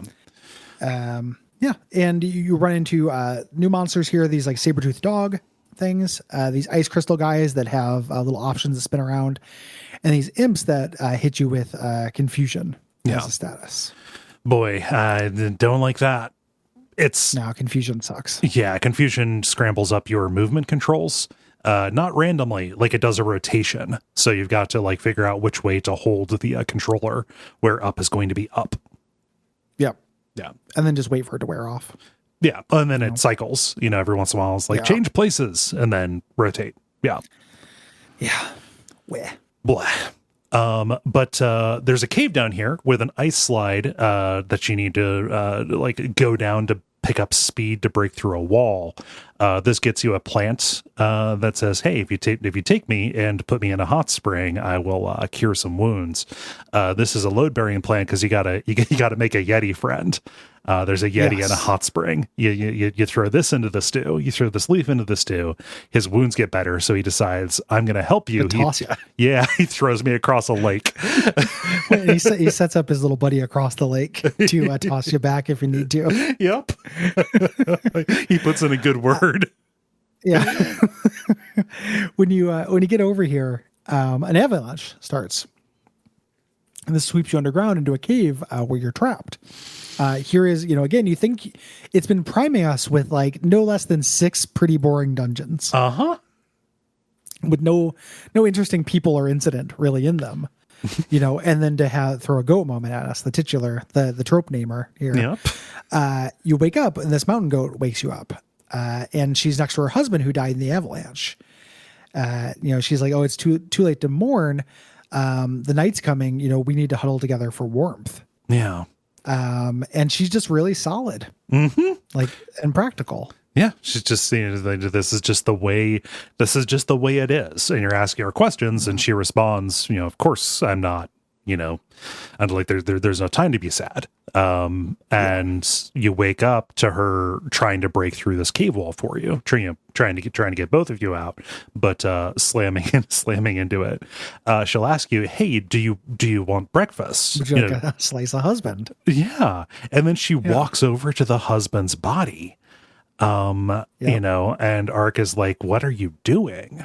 And she says, "No, I need to eat the husband because if I die, then there won't be more goats." It's not phrased like, "Oh, that's what he wants," but like this is just the fact of things. So we need to survive. This is just the way that it's going to go. And Ark can't bring himself to do it. She's like a Brazilian soccer team. You need to stay animate. Yeah. Yeah. If we don't do this, there won't be more soccer players. So we have to stay alive. Yeah. But like, it's just like we are anthropomorphizing this just because the goat can talk. Just there is not the human sentimentality attached to this. Which is just like, man, this hit me. She finishes breaking through. She finishes breaking through the wall, only to find that there's not a pathway up through here. There is just a sheer wall, which you with your claws can climb, but she cannot. And she says, "Go ahead. I'll find another way out." She doesn't. No, she says, "I'll get out." She says, "I'll get out one way or another." Yeah, which does happen. Yeah. There's nothing to send you back here, but you can go back and revisit and find 2 dead goats. Yes. So did not work for her. Just a real bummer. Like I was like, oh, this little play about grief embedded here. I was like, completely incongruous and probably the most memorable thing about the game to me. It's the kind of thing where if you saw it, I felt like if I saw this as a teen, like it would have engendered the goodwill. Yeah. That I feel like it meant to. For me now, like I like this moment a lot. Mm-hmm. It is mostly interesting because it's grading on this curve of the medium it's in. Yeah. It's not like, I don't think that this is, I'm not going to go to TV tropes and talk about how I bawled my eyes out. No, I'm not doing that either.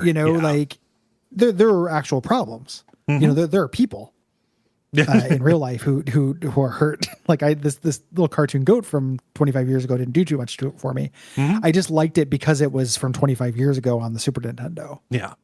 And it was just a little quiet moment. It's not about saving the world. It's not about, huge creation kind of things. It's a little moment. Yeah. It's nice. It's very good. And very surprising. Yeah. Comes out of nowhere. Yep. Once you get out, the avalanche is filled at this lake, so we can get up to the summit. We can fight the boss, Dark Morph. Dark Morph has 3 forms. A Yeti, who does this little thing where it puts these ice crystals on the ground and then uses a blizzard to blow you around. So run into them. You just can't be hurt, or he can't be hurt during this. Mildly irritating. But once he comes down and you fight him, he eventually turns into the wizard from Underground. And you have to reflect his shots back at him, just like Agahim from Zelda. And then eventually a dark humanoid, which when you hit him, he turns into bats that can't be hurt, and then you have to wait for him to reform to hit him again. Yeah. I think this is kind of an irritating boss fight. Not hard, just not very fun. Yeah. And also, what is this? Why am I killing it? Yeah. You know what a dark morph is. When you finish it, you get a voice saying, like, thank you for resurrecting the humans. Keep working. And we get this little cutscene of us face down in front of this wall of hieroglyphics. He fades out. A plant appears. A beast eats the plant. A bird eats the beast. The bird kills the beast, has a chick. A hue ball kills the birds. Then Art kills the hue ball and then dies again. The idea of, again, the cycle of life, and that you are a hero who's upsetting this thing that is not natural. Yeah. There's a cycle of life, and then hue balls come and ruin it, but you're there to protect the hue balls. This is positioning you as this protector god. Yes. Thing. Yeah. Neat scene. Lyrical. That was a good word that she used to describe the previous one with the plant. All of them are really good. All of these little bits are batting way above their weight class. Yeah.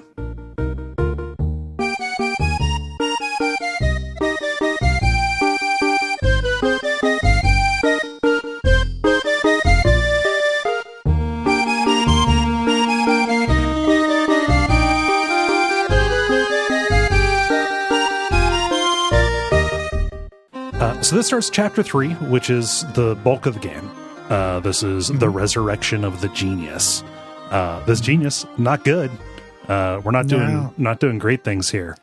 Well, there's lots of geniuses it refers to. Oh, true. Such as Columbus and the guy who invented the hamburger. The guy who co-invented the hamburger. Yeah. The guy who co-discovered America is what we're dealing with here. Yeah. The portrayal of Columbus in this is very funny to me. I giggled at some of the stuff he said. could not age worse. Nope. Just in showing, where we are in 1995 versus where we are now in that man. In terms of that man. Yeah. The main thing about him is how good he is at navigation. Yeah. And how eventually he, at a certain point, he says that as he traveled the world, he decided that, all people were equal. It's like, it's one of those things like, okay, in time, people should have gotten better, should have been a little bit more canny about what the man's monsterism. Also, I don't want to hold it against a Japanese developer for falling for the comic book version of Western history like I've got no idea what the state of the art on their American history was.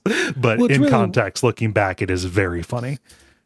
The other thing that happens in context is one of the reasons why this didn't come out in America is because it was co-written by the 1776 report. The same people behind that. Yeah.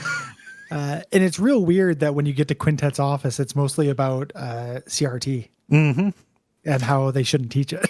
So it's very forward looking in how retrograde it was. Yeah. So Resurrection of the Genius, we wake up, the space between these chapters, I don't think is particularly like, what's happening? I don't know.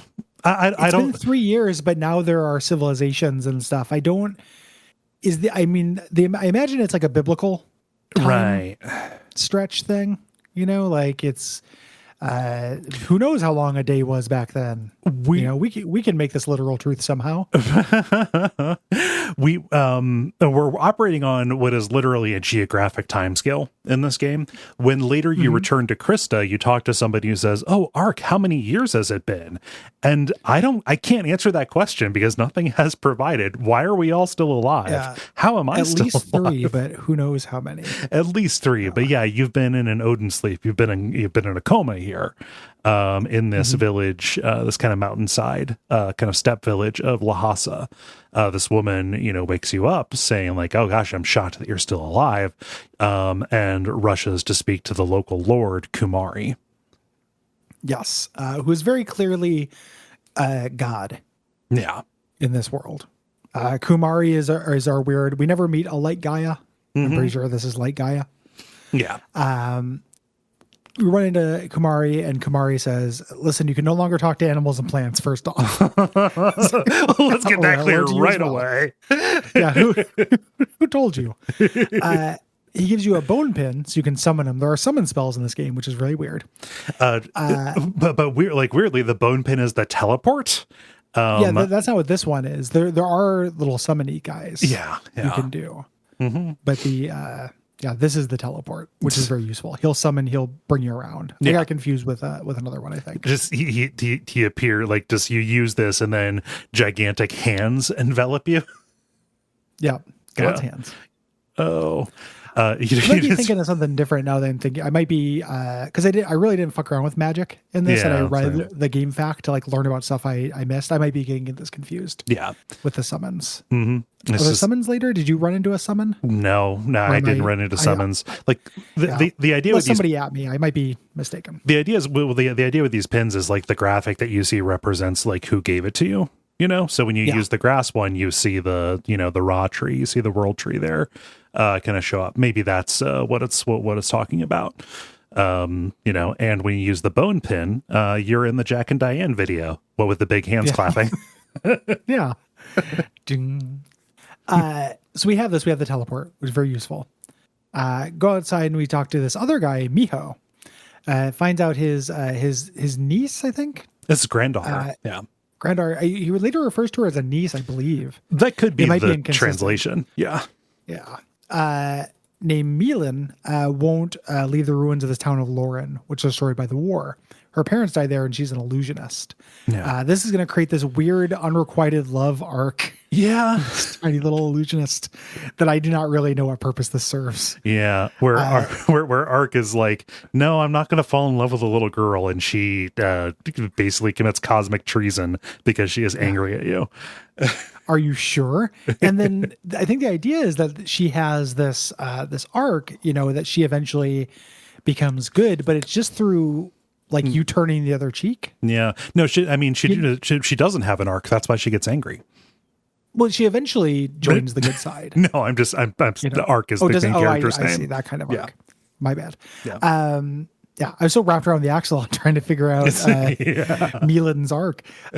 She just turns good. And the same thing happens with another dastard. Yeah. With Royd or whatever. There's this weird thing where characters change, but it's unmotivated and it doesn't have anything to do with you really, other than you just stay in the course. They just look, the character looks into the camera and says, I've decided to be good now.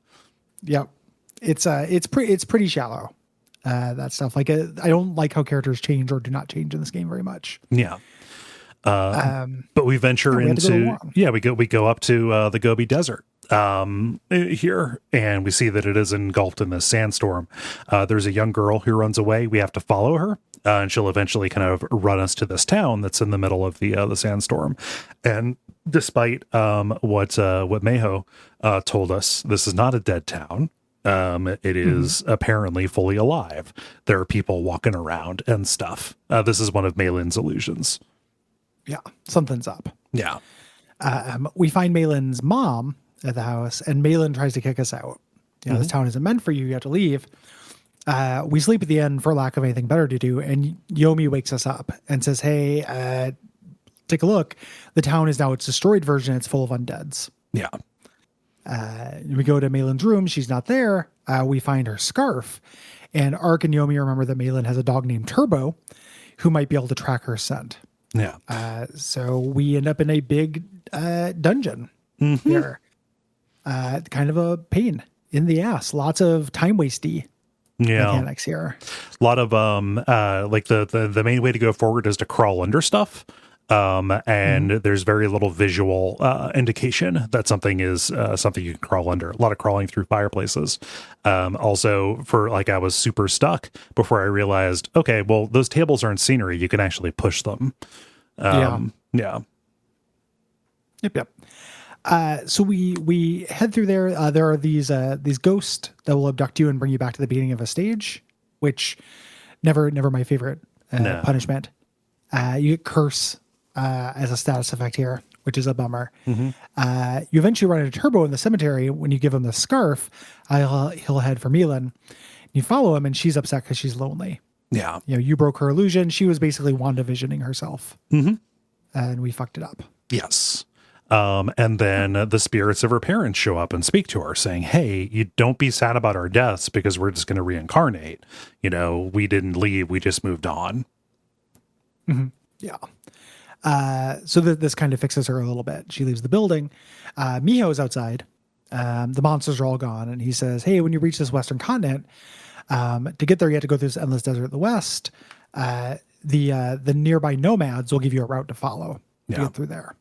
Yeah. There's this weird sub theme of nomads who you can talk to. When you talk to them, a lot of times their dialogue is like weirdly like borderline offensive for nomadic people. Like all we do is party and drink. Yeah. We're so carefree. Next time you come here, we may be gone.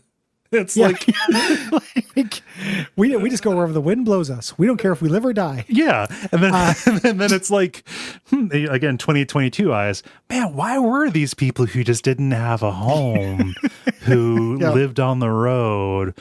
It kind of seems like a lot of people settled down in homes, huh? It's the equivalent of when you get to the now classic mid-90s JRPG Crunch Easter egg where the developers beg to die. You had to run into them just like finding in every single 16-bit Japanese game the parts where the developers talk about how they miss their wives. It's such a fun little Easter egg, and the developers put them in. It's all cries for help. It's all, and this is just cries for help from these guys. I don't care that we don't have a roof. I love to sleep under the stars. Boy, I love not having a place for my kids to live. Yep. Who even wants kids? We just want to dance by a fire. Oh man, that is very funny. But these nomads will tell you the particular rocks that you need to walk by in order to get over into Europe to this version of France, which is Loire. Yes, you head through these the Balkans here and reach this town. This is a weird political zone. Yeah. We're going to deal with an election here. We meet one of the candidates right away, this drunkard named Lewis. And he's a dastard. He got up to a bunch of nonsense. He used to serve the king. And then someone from Spain gave him something called the Protect Bell. He gave that to the king. And the king used it to get through this cursed forest to destroy a village. History has come alive. And he regrets his actions. Yes. Everything in this area is kind of living in the shadow of this tragedy. Yes. Yeah. The destruction of this village, the sacking of this village by this king. When you go to the inn, the owner forces some wine into your hand and then just like pulls the lady out from behind the counter and has her dance for you. Says, "Oh yes, this is our luxury package. Please pay me 1 million gems." Yep. It's very funny. I do not have it. Yeah. We meet Lady Fida. She shows up and kind of scares the innkeeper into not extorting us. Yeah. Here. And she's like, "Hey, I think I recognize you. If you're going to be the princess's groom, you should show up tomorrow. That's when the contest is." Yeah. There is a contest. Get my daughter to speak, get to marry daughter. Yeah. Unravel my daughter's trauma so I can figure out where her treasure is buried. I will find the finest therapist in Europe and make him my son. Yeah. you go over to Germany land and find a bespectacled man named Frood. Yeah. Yeah. Kind of like and lest anybody think that we're just like being like fun jokes here, there's a guy who shows up in every town. He's this wandering economist named Keynes, who rates the village's economic growth potential. Keynes pissed me off so much. 2022 eyes do no favors to this game. No, because not only are you just like, oh, poor nomads and stuff, but it's so free market. It's very liberal. It's an extremely capitalist game where you just like Keynes is just constantly like this area is stagnant unless free trade can bloom between countries. Nothing good will happen. It's like this is a happy village, but the people lack purpose. Maybe if we brought industry to it. It's a lot of that. It's really weird. It's very savory. This is part of chapter 3 in general, and I find it a little irritating that in every town there are a series of kind of like quest steps that you'll run into. You'll run into them in any order. So like when you first get here, you talk to this alchemist. We're going to end up using the alchemist for something silly. You know, he's looking for mushrooms for sleeping potions. We can give that to him now, but we can't use it until we have a purpose for it. Right. It ends up, it's all part of that flagging thing we were talking about, but it kind of ends up feeling like an adventure game with not enough, like these don't qualify as puzzles. No. They're just go from A to B and then from B to C and then C to D. Mm-hmm. But only when we tell you. Yeah. Yes.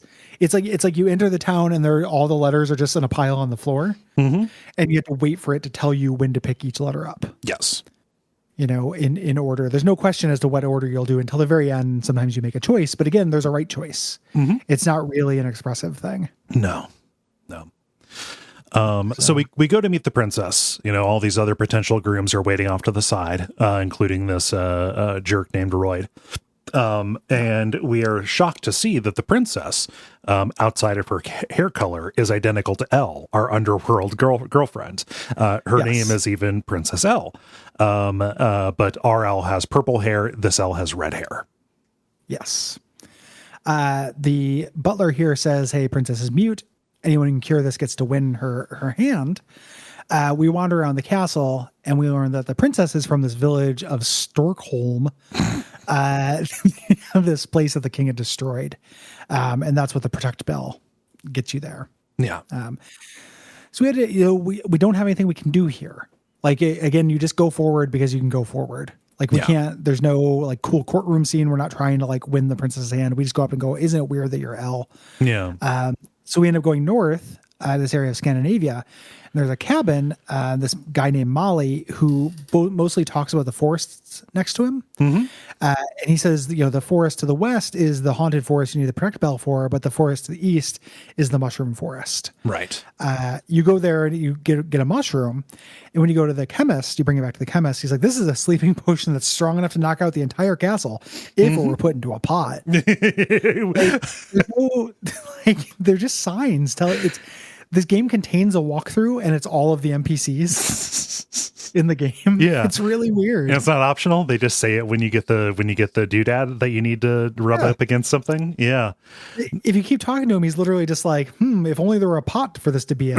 Like it's powerfully treating me like an idiot. And I understand it's because it's a game made for kids. Yes. And because it's a game made for kids, that's why the goat moments stand out. I get that, but it does end up just feeling real silly. Yeah. So it's like, all right, we need the protect bell. So we need to put the entire castle to sleep. So you go and poison the food by using this on the pot in the kitchen. A completely original idea that sprung to our head fully formed. This lets you release a thief in the dungeon, this kind of Robin Hood figure that you've heard about, who says, White Wind. And he says, the king's treasury is behind a statue in his quarters. I like getting to the king's quarters. The guard that blocks the way is asleep. So you have to figure, okay, well, I'm just going to push him in his heavy armor like he was a big stone, Block. Yeah. But this gets you the protect bell in his little armory there. Yeah. This specific little part of this quest line just made me yearn for immersive sim quest design. Yeah. Because it was like you put the treasure there and then just give me a bunch of different ways to get it. Just putting the whole village to sleep could be one way. Yeah. But maybe you could sneak in or maybe you could distract the person. Like that just is stronger, I think. Yeah. It ends up feeling less like you're just following a walkthrough, even when you're just playing the game freehand. Even if there's just another option, like, there's an easy way or there's a hard way, Yeah. Yeah. I would have much preferred that. Yeah. It's kind of a pain. And the game is going to be on those rails. Yes. For most of it, with some minor exceptions, which we'll call out. Once we have this, we can go into those woods. The way the protect bell works is it doesn't protect you from like a poison or anything. It's a lost woods. It rings out when you're going to the right exit. So it allows you to navigate the maze. You eventually get to this bridge to Storkholm, but the bridge is out. So we cannot continue. We had to find another way to get around. So it's a little dungeonlet to get there. Yeah. It's pretty simple. Really nothing that I took a note about on this. At a certain point, you hear a scream behind you. You go back and there's somebody just covered in bats. And you have to... Oh, God. This ain't good. No. Uh-oh. Call a doctor. This is going to cost me. La policia. Carpeted by bats in the worst day possible. Observed by Cube. But it's Malin covered in bats. You scared them off. She's following you. Basically, it's like Lost Puppy kind of thing, right? Yeah, she loves you.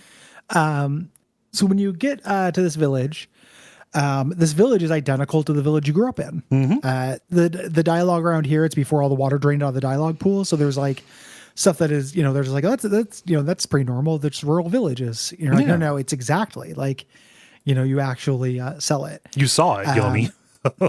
Yeah, exactly. These wolves surround you, and you have a dog whistle that you found in the forest. You can use that to disperse them. If you move, they'll tackle you and make you restart. Yeah.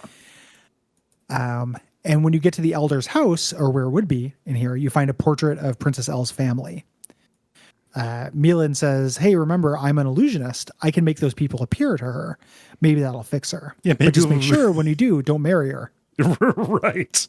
Just to throwing that in. Yeah. Those are my conditions. You don't marry her. No, that'll fix her. Let's just re-traumatize her. Here we go. Yeah. Yeah, send her parents back. That works. Yeah. It's also very frustrating because we've found at this point the flower that's for sale that they say will wake up somebody who doesn't talk, or a penguin. There's two people who don't talk. The flower doesn't do anything to this character who to doesn't the important talk. one. Yeah. Yeah, it's an irritating thing to me. Mm-hmm. Yeah. But we take Malin to the throne room, and the king and Elle are taken into this illusion. It is not Malin like crafting all of this. Most of it is like drawn out from their heart. This is an important thing. But we see Elle's parents appear to her and say, the king killed us. And they beg to hear her voice again. And she responds as anybody ought to, which is screams. Yeah. Oh shit, ghosts. Very scary. The king kicks you out at this point for doing this. Yeah. Overnight, the elder appears to us and says, "Listen, for humanity, to leave its infancy, you need to resurrect these geniuses. There are geniuses who are better than regular people. Bring them back." Yeah, we need great men. Yeah.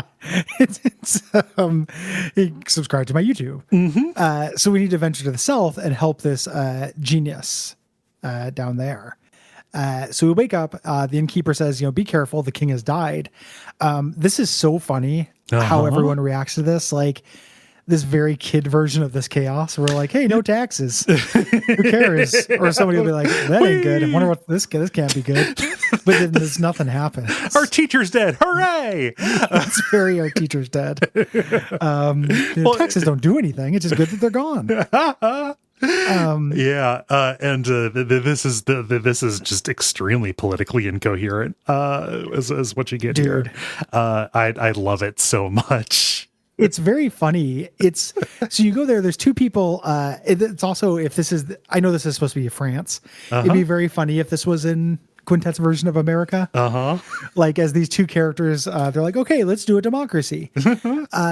Everybody, anybody who's here as a witness can vote, and anybody who wants to can be a candidate. Yeah. There's two people. There's Jean and Louis. Louis we've met. Sorry, and Jean and not Jean. Yeah, Jean. Yeah, not Jean. Jean wants. Sorry, it's France, so it's Jean. Not Jean. Wants this kind of idea of this liberal order. Taxes will fund the development of the town. And basically it's using like kind of liberal capitalism. Yeah. And then Louis, who is a communist, he's like, people should share everything equally, and their people should seek fulfillment outside of money. Right. And everyone's like, those both sound great to me. I just hope everyone has a good time. Yeah. And you go and you talk to the economist, and he says, if for this place to thrive, we need to stick with the status quo. Jean needs to win. Louis is a conservative, and if he wins, the town won't change. I'm like, the king who is the monarch just died. Yeah. Like, what do you mean the town won't change, you weirdo? Yeah, he calls Jean a progressive, which under certain, like maybe there's a certain amount of like social democracy to it. Like there are like taxes therefore exist, but in no world is what Louis is calling for Advocating conservative. for a conservative position. Yeah. It's very bizarre. And then whoever wins will just win by your vote, because you're Forrest Gump in this. And you want to, the winner will bring their opponent into the administration because they just want everyone to have a good time. Yep. It's very sweet. They spend most of their speech talking about how the other one is good. Yeah. It's like two Democratic parties. and if you talk, so if Jean wins, because that's the correct answer for this, you can talk to Louis and he'll say, "Oh my God, I'm so relieved. I don't think I would have done a very good job." Like when they give their speeches and they're both making their case, Lewis's whole thing is that he really like loves the country and loves the people in it. It's not presented coherently at all. No. And Jean is the correct choice. Yeah. Who brings the town drunk on as an advisor, the advisor of keeping it real. For secretary of keeping it real. There's a really funny moment when you vote for Jean. When you talk to the people who are watching, one of them's like, "Oh man, if Louis had won, he would have got even more sober." the the power will fix his soul. You know, the gravity of the situation will it will make him presidential, right? Yeah, it's the reason why we should make Gary Busey president.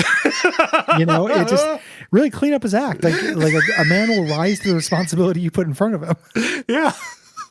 You know? Gary Busey, whose only skill since all those motorcycle accidents is being tackled by cops.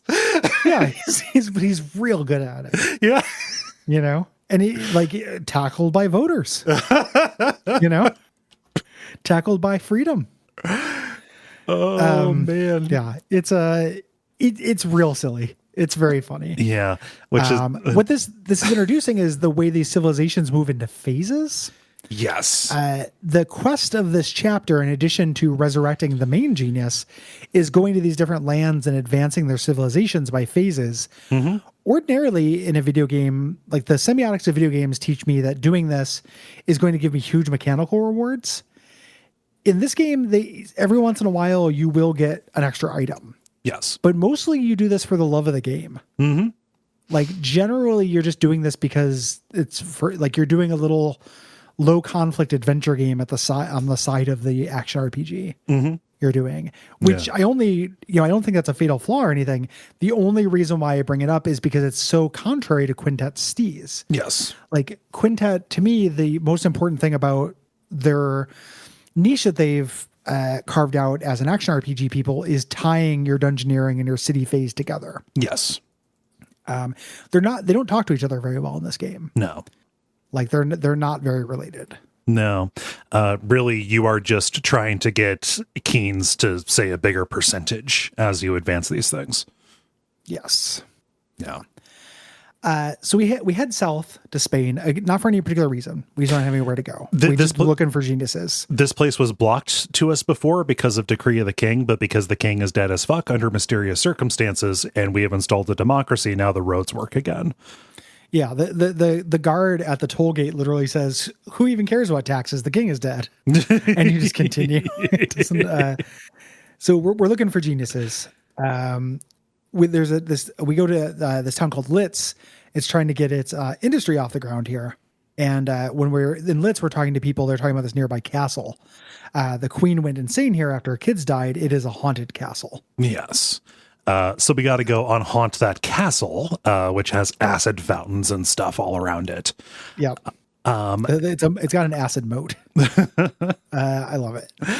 This is a gigantic dungeon. There's an awful lot of back and forth. All of this is in service of, in the main hall, there are these 4 portraits, creepy portraits where the eyes are missing.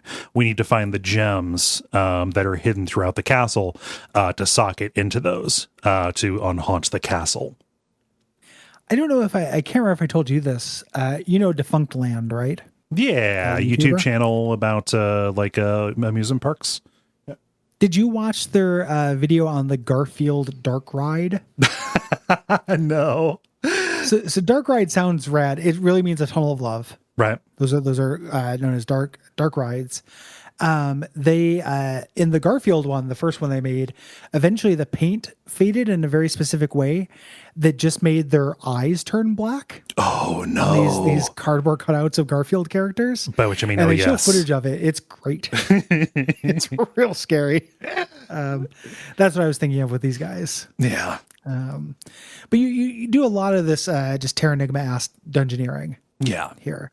Animate armors, spiders, exploding skeletons, red skeletons, which come back. It's spooky skeleton Castlevania land. Mm-hmm. The dungeon is too big. Yes. Yeah, there's lots of stuff, and you're also flipping switches to make other parts of it, like whole wings of the castle, explorable, things like that. Mm-hmm. We can go to the throne room before we get started on this. The queen will beg you, saying like, "Oh, you bring my kids back. Wrong kid died."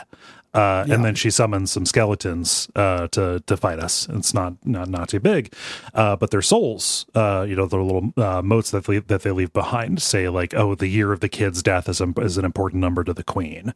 That's a combination for a lock that we're going to find later on. We can get the year from the people in the town. Yeah.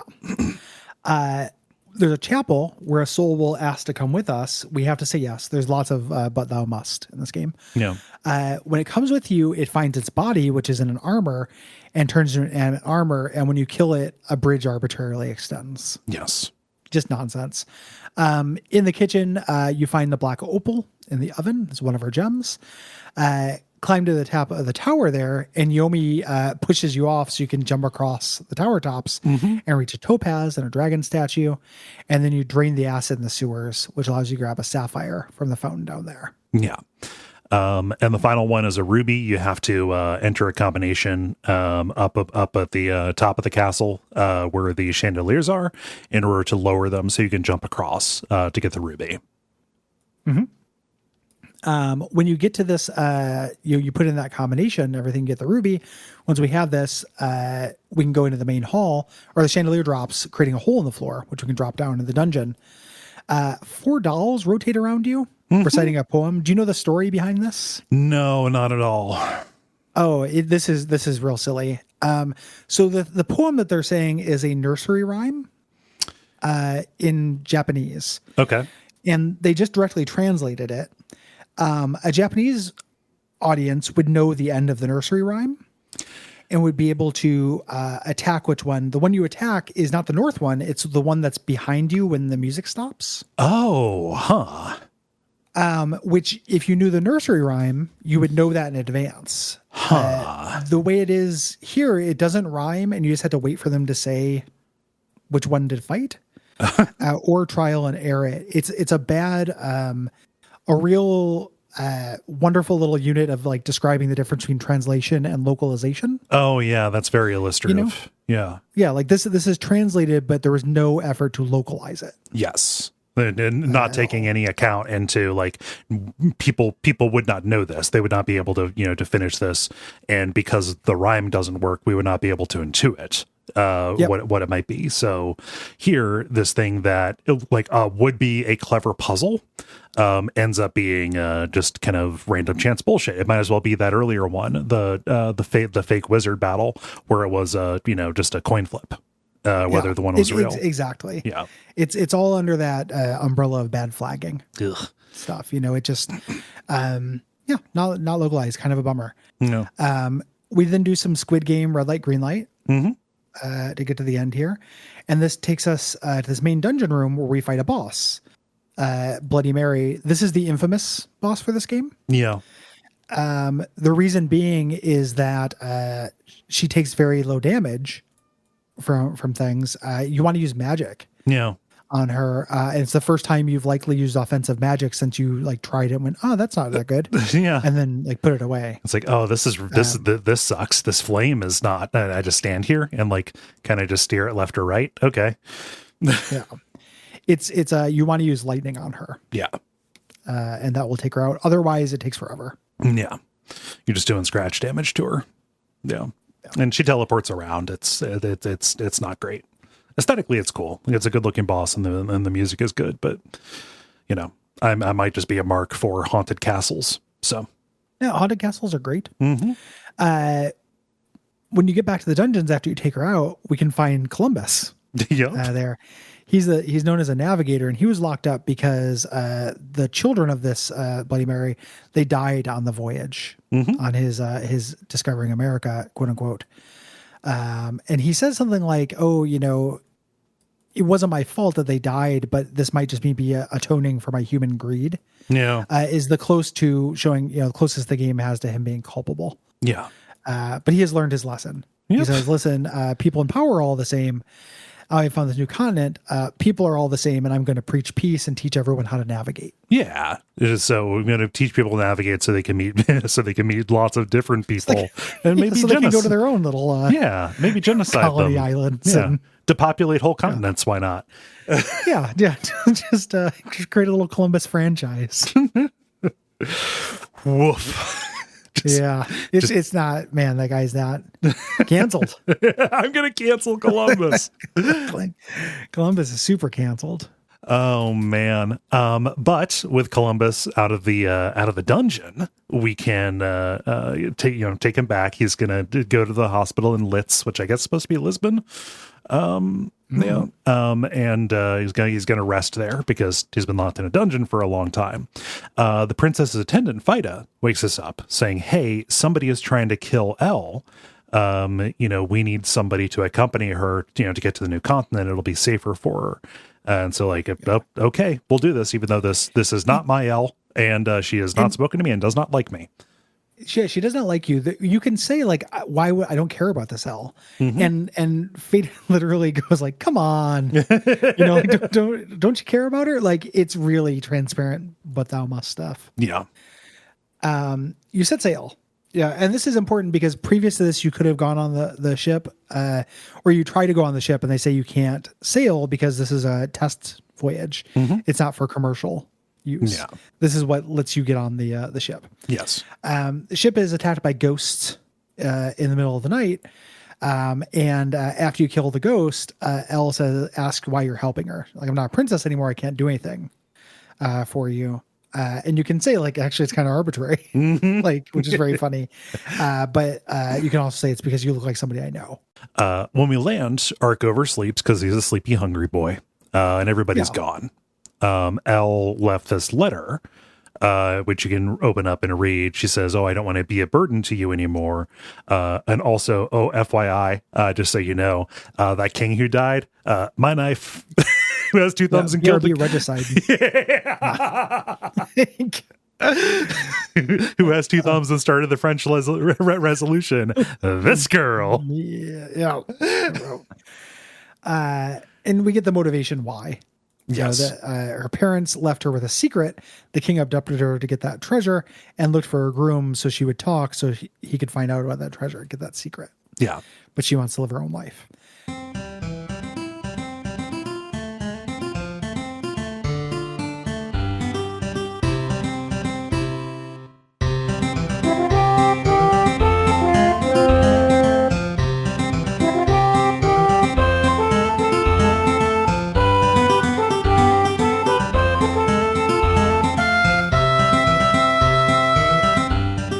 America is represented by a town called Freedom. Come on. Come on, man. Come now. Come. Oh God. And when you walk in, there's this little kid who's riding around on a skateboard. His name is Perel. And he tries to cheer you up. He clocks you like, "Oh, did your girlfriend leave you or something? Here, watch me do some skateboard tricks real good. Maybe that'll cheer you up." I know what that's like. I'm gonna do an ollie. Yeah, he's like a Streets of Rage character who like shows up in the middle of this. It's very good.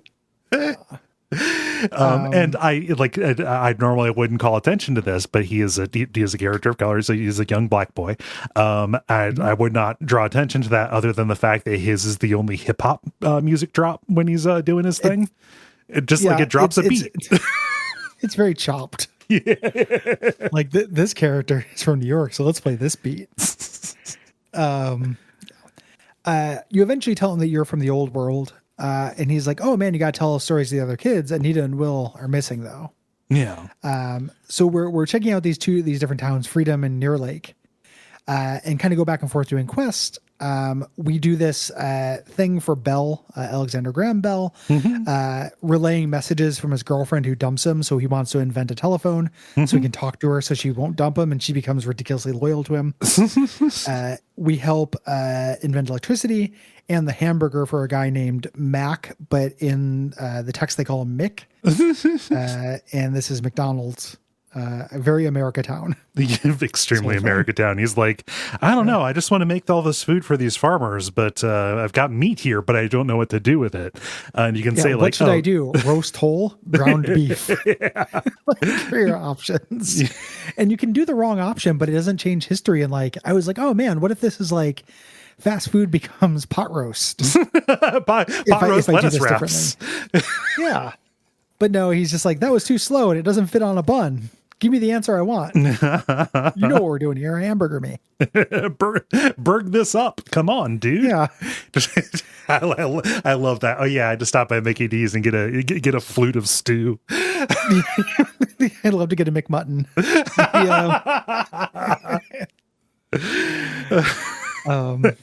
Gonna head down to the Shank Shack. Get a shank of beef. My girlfriend watches a wide variety of drag and dance related, like the extended RuPaul-averse, Okay. shows and stuff. So, and people and judges and stuff on the show are always the meanest people that have ever been. Oh God, yeah. And she introduced me to the phrase, mutton dressed up like it's sheep. Ooh. Or like it's lamb. And I was like, oh my God. Ooh. That's mean. Like, Yikes. wow. Drag queens. Get them. No, wouldn't be able to. I would not have the resilience to swim in those waters. I'm saving it for an abject suffering, but I learned about something called ballroom. Which isn't what you think it is. Okay. I don't know. I don't know what that means. No, I mean, it's you never could guess. Okay. It's one of the most like alienatingly arbitrary art forms that I've ever run into in my life. Okay. It is really wild. Yeah. Man, it's wild being square. It's incredible. Like being an old and male. Can you imagine? Like we don't know shit. Nope. There's all kinds of stuff going on. What is a TikTok? What is a hamburger? We just don't get to find out, I'm confused and scared. Oh, now I get it. Oh. Yeah. Oh, the game. Yeah. So we do all this stuff. The main fetch questing we're going to be doing is for Will. Yeah. This is obviously Will Wright. He's building a flying machine. Mm-hmm. We go and he's not there. And so we find Anita, who is friends of our skateboard guy, Apparel. And she says, hey, Will's in a nearby cavern. Yeah. We try to go to that. You said Will Wright. I also thought Will Wright, Wilbur Wright. Yeah. Wilbur Wright. Yeah. We need to. He got trapped in The Sims. He got trapped in a cave after a beta of Sim City. Crashed. Elon Musk invented a new type of simcopter to try to rescue him from the cave. And then called him a pedophile. It was real fucked up. Yeah. There's also the other Wright, because there's Wilbur and Jaco? Johnny? Yeah, I don't know. What are the other Wright men? Orville? Wilbur and Orville Wright. Yes. That sounds right. Yeah. This is like Orville-bur. That'll be confusing, but we'll just make it more confusing. We try to go to the cavern that's nearby, the Great Lakes Cavern. Not a lot of caverns around here, I was going to say, as a representative from the Great Lakes region. Yeah. The American townness of this is so funny. Yeah. Like I would love to give somebody a citizenship test based entirely on this and its sound. Yeah. Like everything. And I'm not offended by it. Like, no. Don't get twisted. Like it's very quaint. It's funny and quaint. Yeah. But it's not like, oh, those idiots, they didn't know about America. Like what I don't know about, Japan could just about fill the fucking Grand Canyon. Like I'm not trying to say that I know other cultures and they don't. Yeah. Yeah. It's just funny from this culture to see it. Yeah. It is amusing to see that like the landmarks that are chosen, a fictional town called Freedom, a mountain in Colorado, and the noted cavern that rests in the middle of the Great Lakes. It is funny to me. It's just really cute. Yeah. This cavern is blocked by a man named Servus. He's just standing here. Can you move to the right for me? No, I'm waiting for my fiance. She left to go to this town called Leoto, down in the south. And I won't move until I find her. She's running till she's running late. This is the place where we met. Yeah. This is so Quest Cheney. So we go on our way there. We kill these haunted trees to get these logs for a bridge over the Colorado River so we can get to the western part of the United States, which we then take to South America to get to Leoto, where Milan is there at a cotton candy stand. This is Carnival. This is Brazil. Yes. And she wants to meet her at this big Jesus statue that's there, the Sao Paulo zone. When we go there, she confesses her love to us. Yeah. She is a child. Yes. So we're like, that's weird. No. Mm-hmm. Well, she fakes us out. Because we show up there and it's Elle, and it's like, I just trying to win you over by reminding you of the person you actually love. Yeah, she says she confesses her love, and then she shows you Elle, and she's like, I looked in your heart because she's kind of a psychic too. Yeah. She's like, I looked in your heart to see who you really loved, and it's her. It'll never be me. I'm going to go do war crimes. Yeah. So like, it's like, oh no, you like somebody else, and then dashes off. It's a problem. The way forward, we got to go to the port, and the harbor master says like, hey, the sailors are in trouble. This mermaid tower that we rely on for navigation, it's not working anymore. He's talking to this group of sailors, saying like, hey, we need to go sort out this monster situation down there. So we volunteer because Ark is a yes machine. yes. And this takes us to a small dungeon. It's a few floors of fish monsters before we get to this kind of irritating boss fight with there's an attack fish, and then there is the actual fish that is your boss. It's a pink fish that will swim to you but will swim away when you move, so you have to stand still and take damage from the attack fish until the pink one gets close enough to you to damage it. Yeah, it's only kind of a concept. Yeah. There. Doing this restores the mermaids, and the mermaid ecology in this game is really fucking wild. Mm-hmm. When you talk to them, they talk about like kidnapping humans, basically, and people who get lost at sea are sometimes reborn as mermaids. Right. In this game, they give you the water pin here, and the mermaid princess gives you a ring to take to her fiance. Yeah. She was once human. She got transformed. I can't remember the dialogue with the mermaids like, sailors are constantly getting lost and drowning in the ocean. Then we give them a little help. Or something like that. Like there's a really menacing mermaid line in this that they have. It's how we get more of us. Why not? Yeah. Yeah. But your reward for restoring the mermaids back to power is you get a ship. This is now under your command, and you can sail the world. And there are things you can do. You can go to China and Neo Tokyo and do a quest like to find a missing kid out here. Yes. But it's all like side stuff. I confess that I didn't do an awful lot of this. Like I didn't go to the Quintet offices in Neo Tokyo. Oh man. Yeah. It's a like I feel like if you psychoanalyze people based on their work, Okay. which is a bad idea. We all play the beginner's guide. That sequence is fucking wild because you find the Quintet guy, he's having nightmares about a ghost that's tormenting him for wasting food. Largely, and then eventually you go to the Quintet offices and you get all the standard like I miss my wife, ha ha ha, kind of crunch stuff that you get, including the incredibly bleak detail of how happy they are as they're approaching the end of development to get back to 2-day weekends or to like get back to having a weekend. Ugh. Like everyone is just like, oh, we finally get days off at the end of the week. It's one of the bleaker like Japanese game developer dungeons. Yeah. That they've done in this era. Somebody should make a compilation of those. Like once you realize they're a thing, it gets really hard not to see them. Yeah. It's what we had instead of Patrick Klepek back in the 90s. Was self-reporting. Yeah, I've been working on the story this whole time, and they just put it in the game as a secret Easter egg. Like they just tweeted it. Come on. Yeah, it's a pretty funny scene. Yeah. In a darkly comic way. Well, yeah. I don't know how funny it is intentionally. I just felt bad for these poor developers who. I know, right? You know, no game is worth that. Yeah. It sucks. And it's as old as the hills. Yeah. But now we can go to Service and give him that ring. And he says like, oh, I'm going to go see her. You know, we can be reunited. And then he fades away. He was dead all along. God damn it.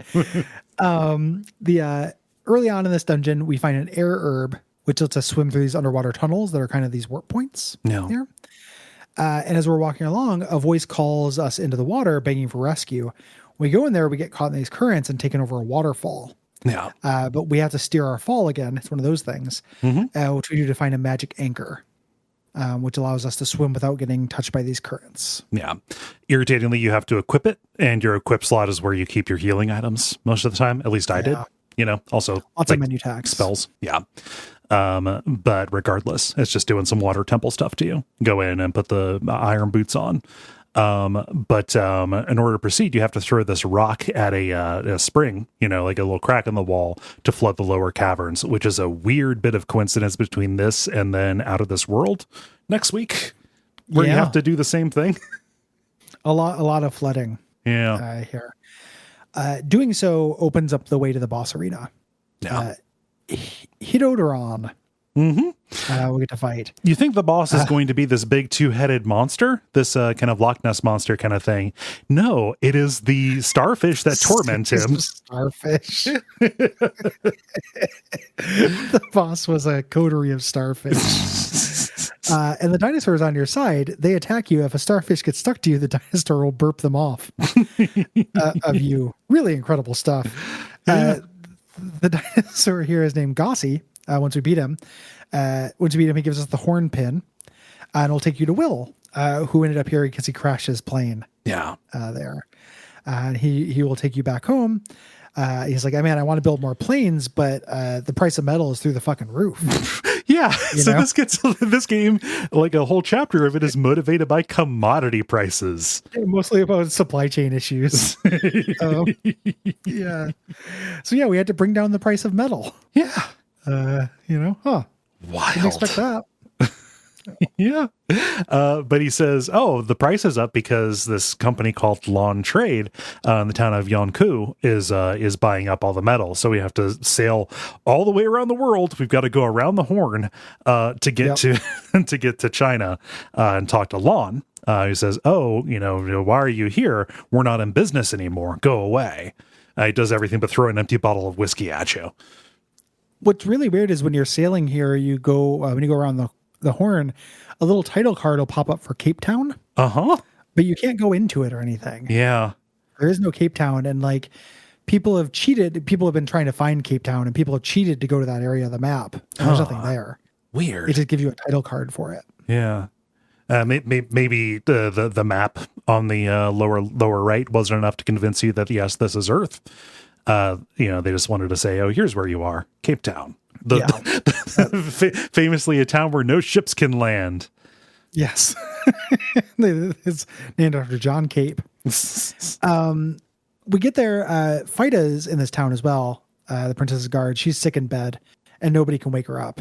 The doctor says ginseng will work. Yeah. But Lon doesn't sell it. So we have to make a deal. We talked to Lon and he says why his business went under. He found it with his brother Wong, but one day he went to Dragon Castle. He's gone. We had to go find him.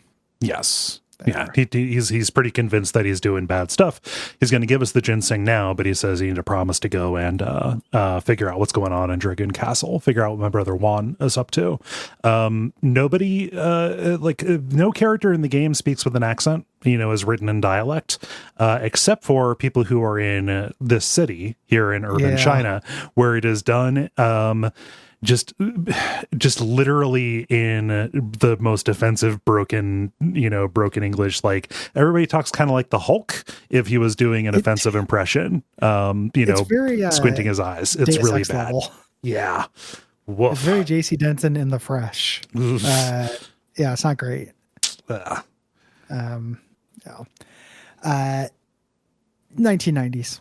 It's like I'm not canceling Terranigma over it, but no, I'm not. 2022 eyes are super weird with this game. I only bring it up because they avoid it everywhere else, and they somehow decide to do it here.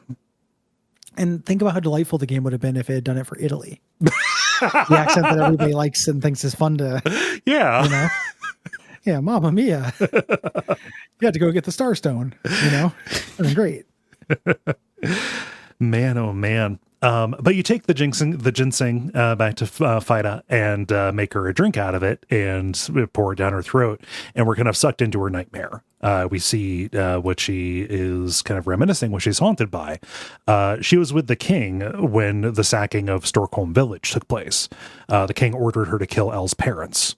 And she confronts them and they say, we're prepared to die. We knew when we were protecting, when we decided to protect this treasure that, we may need to kill it to protect it. We're not going to tell you where it is. You can kill us, but we beg you, please take care of our daughter when we're gone.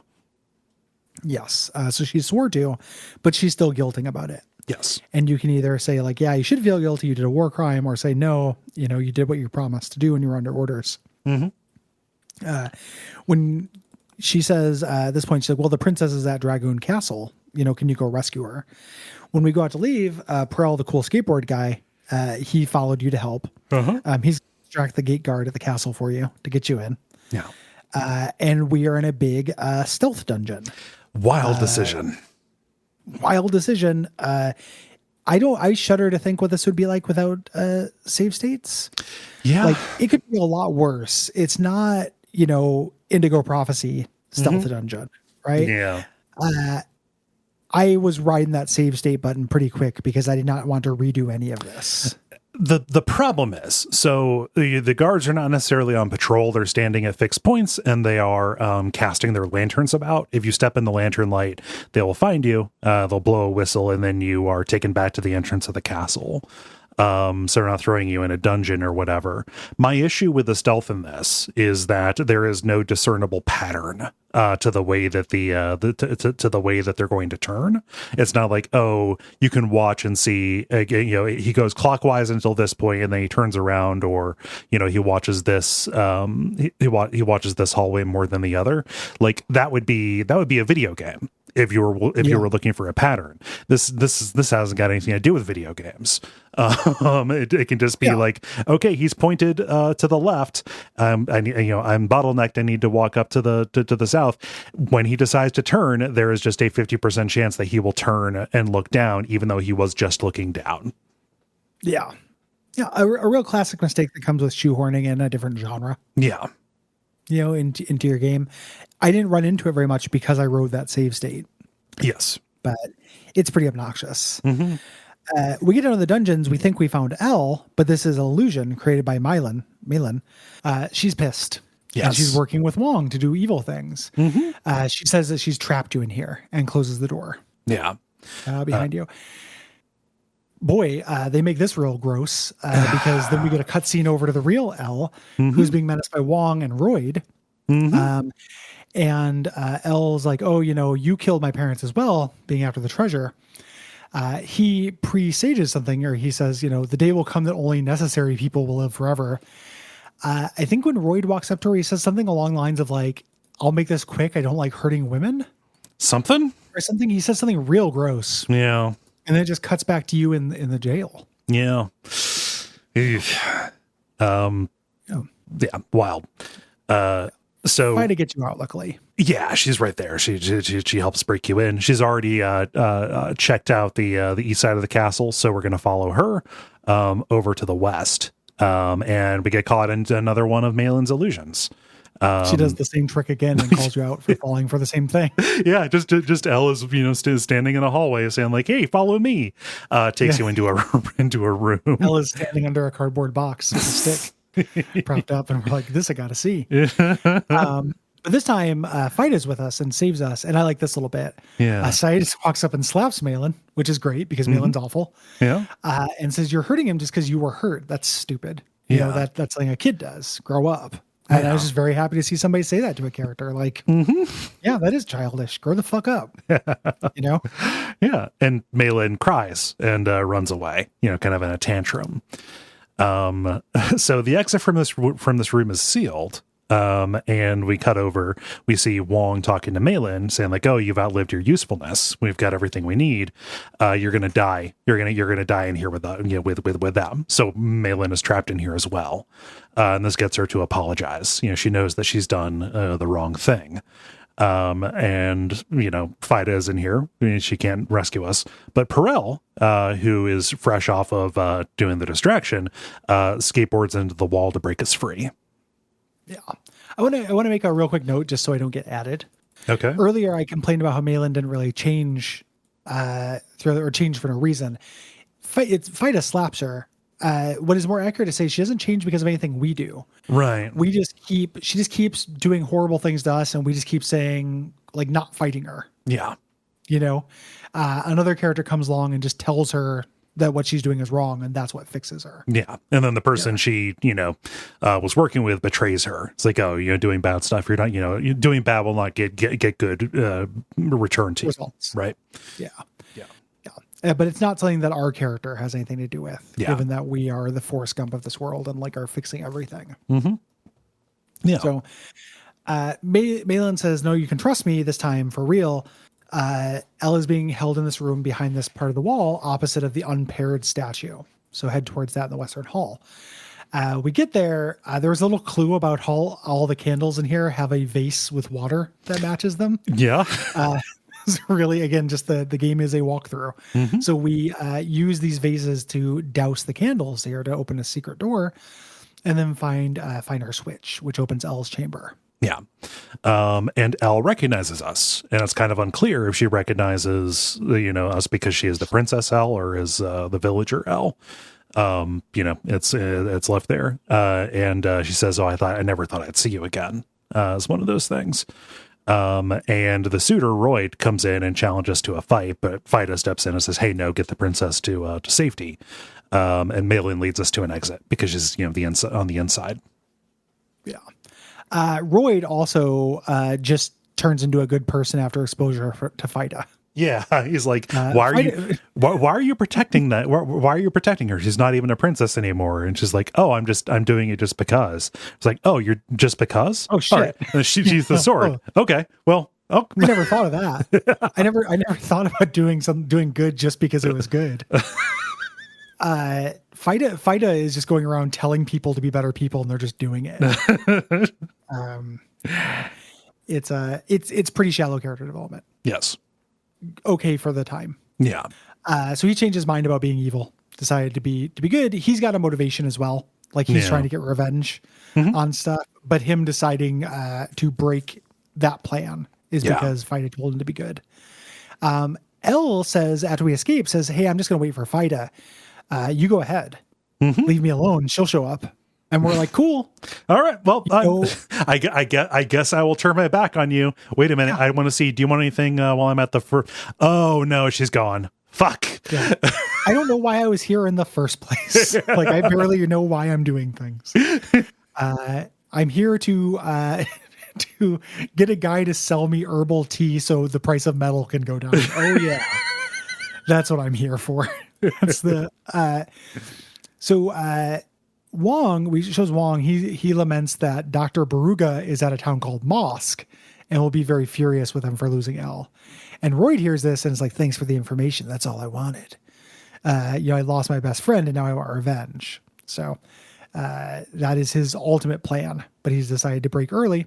Milan catches up with us. She didn't see Elle, and before we can ask for more information, the castle quakes. Yeah. There. And we get knocked out again. We're constantly being knocked out. Get knocked out. We wake up at the castle gate because the moat drain belched us up. And both Elle and Fido are gone. It's kind of implied that they died, with whatever happened in the castle. Malin thanks us for not giving up on her. Yeah. This I laughed so hard at this next bit. Perel's there, and Perel's like, "Hey, I heard that price of metal went down." I need to get back to the. That is such a funny fucking line. I need to go back to the other side of the world. Across the world. Hey man, I heard on the grapevine that the price of metal went down. Well, earlier you invented the telegram, so yeah, I guess that's true. You just got a text. Yeah, just his beeper. So now we can go back to Will to get a plane. He gives us a copy of it, the plane. He finishes one and gives us one for all our help. Yeah. So now we can take off at this runway near Freedom and fly to Mosk. Is this also where he gives you the plan so you can have towns create their own airstrips? Yeah, I didn't really fuck with that. Yeah. That's how you get some of the later towns, other towns advanced further. Oh, huh. In their quest line by doing more side quests for them. Gotcha. So there's a really annoying one about where you talk to the guy who invented the camera, and he gives you a camera, and you have to go and take pictures of places to create tourism. Yeah, basically. You're making postcards. Yeah, you're making. Yeah, it's pretty tedious. There's also a lot of like you run into somebody and they're like. Oh, this is the best beef imaginable, but I don't know anybody who will say it's good. Will you take this beef with you? And you say yes. And then you run into a guy who's like, "I'm a gourmet. If you have any great beef, I sure would like to eat it." And you hand him a handful of beef. And he's like, "This is great beef." I'm on a beef and then quest. You take it back to the first guy and say, "Hey man, he said your beef was good." And that's all he wants. He gives you like 100 gems. Yeah. It's just all FedEx stuff, It's 100, even like in and out of the story, it's all FedEx stuff. Yeah. Like varying stripes. Yeah, and it was a little bit eyes on the prize and trying to get stuff beaten, but also like I'm not going to take these plans to a town, because what that involves is walking or sailing there, going to the town, and then getting this built. Yeah, no, it's tedious. Yeah. It's pretty tedious, and it doesn't tie into mechanical rewards the way you expect from a Quintet game. Yeah, like sometimes you do get a piece of armor or a weapon. It's in doing this from time to time, but a lot of times it's just like a consumable or another magic rock. And like, because of the way the magic system works, like earlier in the episode when I talked about how them treating that as a high value treasure colors the whole game, that's what I mean. When you have something that is supposed to be a mechanical reward and it fails to function as such, it impacts your entire game. Yeah. Like the whole game will feel worse because things will feel fetch questy, as opposed to something you want to do because you want to both get an intrinsic and extrinsic bonus. Right. And in this case, that extrinsic bonus is Easter eggs, but the Easter eggs are from reality. It's real world stuff that pops up in here. Like, oh, I recognize that. Yeah. What if a history thing was wrong? Like what if a slightly bastardized thing from history? Yeah. So we're going to go to Mosque instead. Yep. There. We're going to fly over there. It's, like the Middle East and Russia. I think wait, no. So I'm just now realizing it's not Mosque. I think it's the Middle East because it roughly corresponds to that. But when I think about where it is on the map, it's absolutely Moscow. Yeah. Weird. But named Mosque. Yeah. But already a thing. But we fly over there. And the mosque, the town, it is full of a bunch of robed followers, kind of the cultists for the scientist Baruga. And all that they can talk about is how they have been promised immortality by Baruga, who lives down in this castle in the south. We go there, it's his lab. We get a techno dungeon. Yes, we're very far in the future now. Yes. It's a dark dungeon. We turn on the lights and there are these robots about. There are elevators. I mean, it's very high tech. Yeah. We're crawling through tunnels, using teleporters, doing all that stuff. We get to this mainframe, which is password protected. Yomi says the password is Bloody Mary. Everyone's just telling you passwords in this. Yeah. And we get the backstory on kind of the villain of the game. Yeah. But of course, there's going to be another villain, because that's how it works. I don't like Baruga. No. I think this whole beat doesn't work. No. I think this character is under-motivated and cartoonish and stupid. Yes. I really wish the time was not spent on this guy. Mm-hmm. So his whole idea, so he's this genius. He perfected DNA research, and in the last days of Earth, created this virus called the Asmodeus virus, which killed almost everybody. Yeah. And his vaccine saved some of them, but killed most of them. He is a generic villain motivation of, he's Wesker. Yeah. At total global domination. Yes. It's Resident Evil 5. Mm-hmm. Total global, he gets to choose which people are necessary. Yeah. Yeah.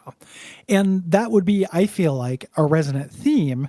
I think what the game is going for, and I don't feel like this completely succeeded in this, but I think that the idea is we're contrasting Baruga's plan with our experience, which has gone out of its way to make people necessary to us, regardless of whether they are minor or major characters. It's just done it in a very ham-fisted way. Yeah. I think that the fact that 90s Kid, Parada or whatever, the fact that he shows up and is somehow, for some reason, like the skateboarder actually is very important, is supposed to be a counter to Baruga. Yes. Baruga's philosophy. Yeah. But it doesn't work because it didn't feel natural, the skateboarder being important. It just feels like the game arbitrarily picked somebody who I knew. Yeah. It's like, go do a thing that anybody could do. Yeah. It's like, oh, we like this character, so we're going to have him stick around. Yeah. Yeah. I think you could absolutely do a story about how everybody matters. I just don't feel like this has the writing chops quite to get there. Yeah. You have to squint pretty hard. And that's, again, the style at the time. Yeah. Like in the 90s, that's how you got meaning from video games, was squinting. Yeah. It's also crowded by the fact that Baruga's promise of immortality is a false promise. Like the way that he, actually delivers on this is to keep you alive as a zombie in a nutrient bath. So it is eternal life, but is it actually a life worth living? That kind of thing. No, and it's not a question he even asks. Right. And it is weirdly evocative of real life tragedy stuff, as we'll get to, in a way that feels kind of tasteless. Yeah. To me, like I don't feel like Brugo works. No. As a character. We fight a boss here on our way, the security robot, like a Metal Gear kind of thing, which I think I found this difficult. Yeah. His attacks cover most of the screen. Those cluster bombs are a real problem. Huge problem. We get to Bruga's cryo chamber and awaken him. He thanks us for arousing him. It's a famous translation thing. And he doesn't know who we are, but he's like, I put myself to sleep after the world ended. And he's like, come with me, let's walk and talk. And he tells you he's just the dumbest ass plan. Yeah. Keeping people alive in these nutrient baths, just very sad, not wanting to live. And Bruga says, no, real immortality would lead to overpopulation. So I'm only going to save necessary people. They're not going to do anything, though. They're just the people I consider necessary because I'm a maniac and I'm underwritten. Yeah. Just a villain. My reason is villain. And he says, let's observe what progress looks like. And we see a cutscene of yellow clouds being released in Neo Tokyo, dissolving the population. They don't get sick. They're just erased. Yeah. Evoking both like the sarin gas subway attacks of Japan or Hiroshima, anything like that. The gas made me think sarin gas. And then I was just like, oh yeah, but also there's lots of just people being disappeared by science. It happens. History. Yeah, totally happens. I think that the game is engaging in a kind of disrespect by making the motivation for it so simple. Not that I agree with the motivation of it. I'm not saying, I'm not coming out as pro-nuclear bomb here. I'm saying that you get more out of not presenting a straw man. Yeah. Give it the shitty reasons for the nuclear bomb and then still make it wrong. Yeah. Cat's Cradle did it. It's a little, it's treating a gravestone like a jungle gym. Like, oh, this is not yeah. Kind of a bummer. This cutscene ends here. Neo is lying unconscious in this void. Arc. And the elders, Arc rather, in Neo Tokyo. Arc, the elder says, you've done a great job of raising the world so far.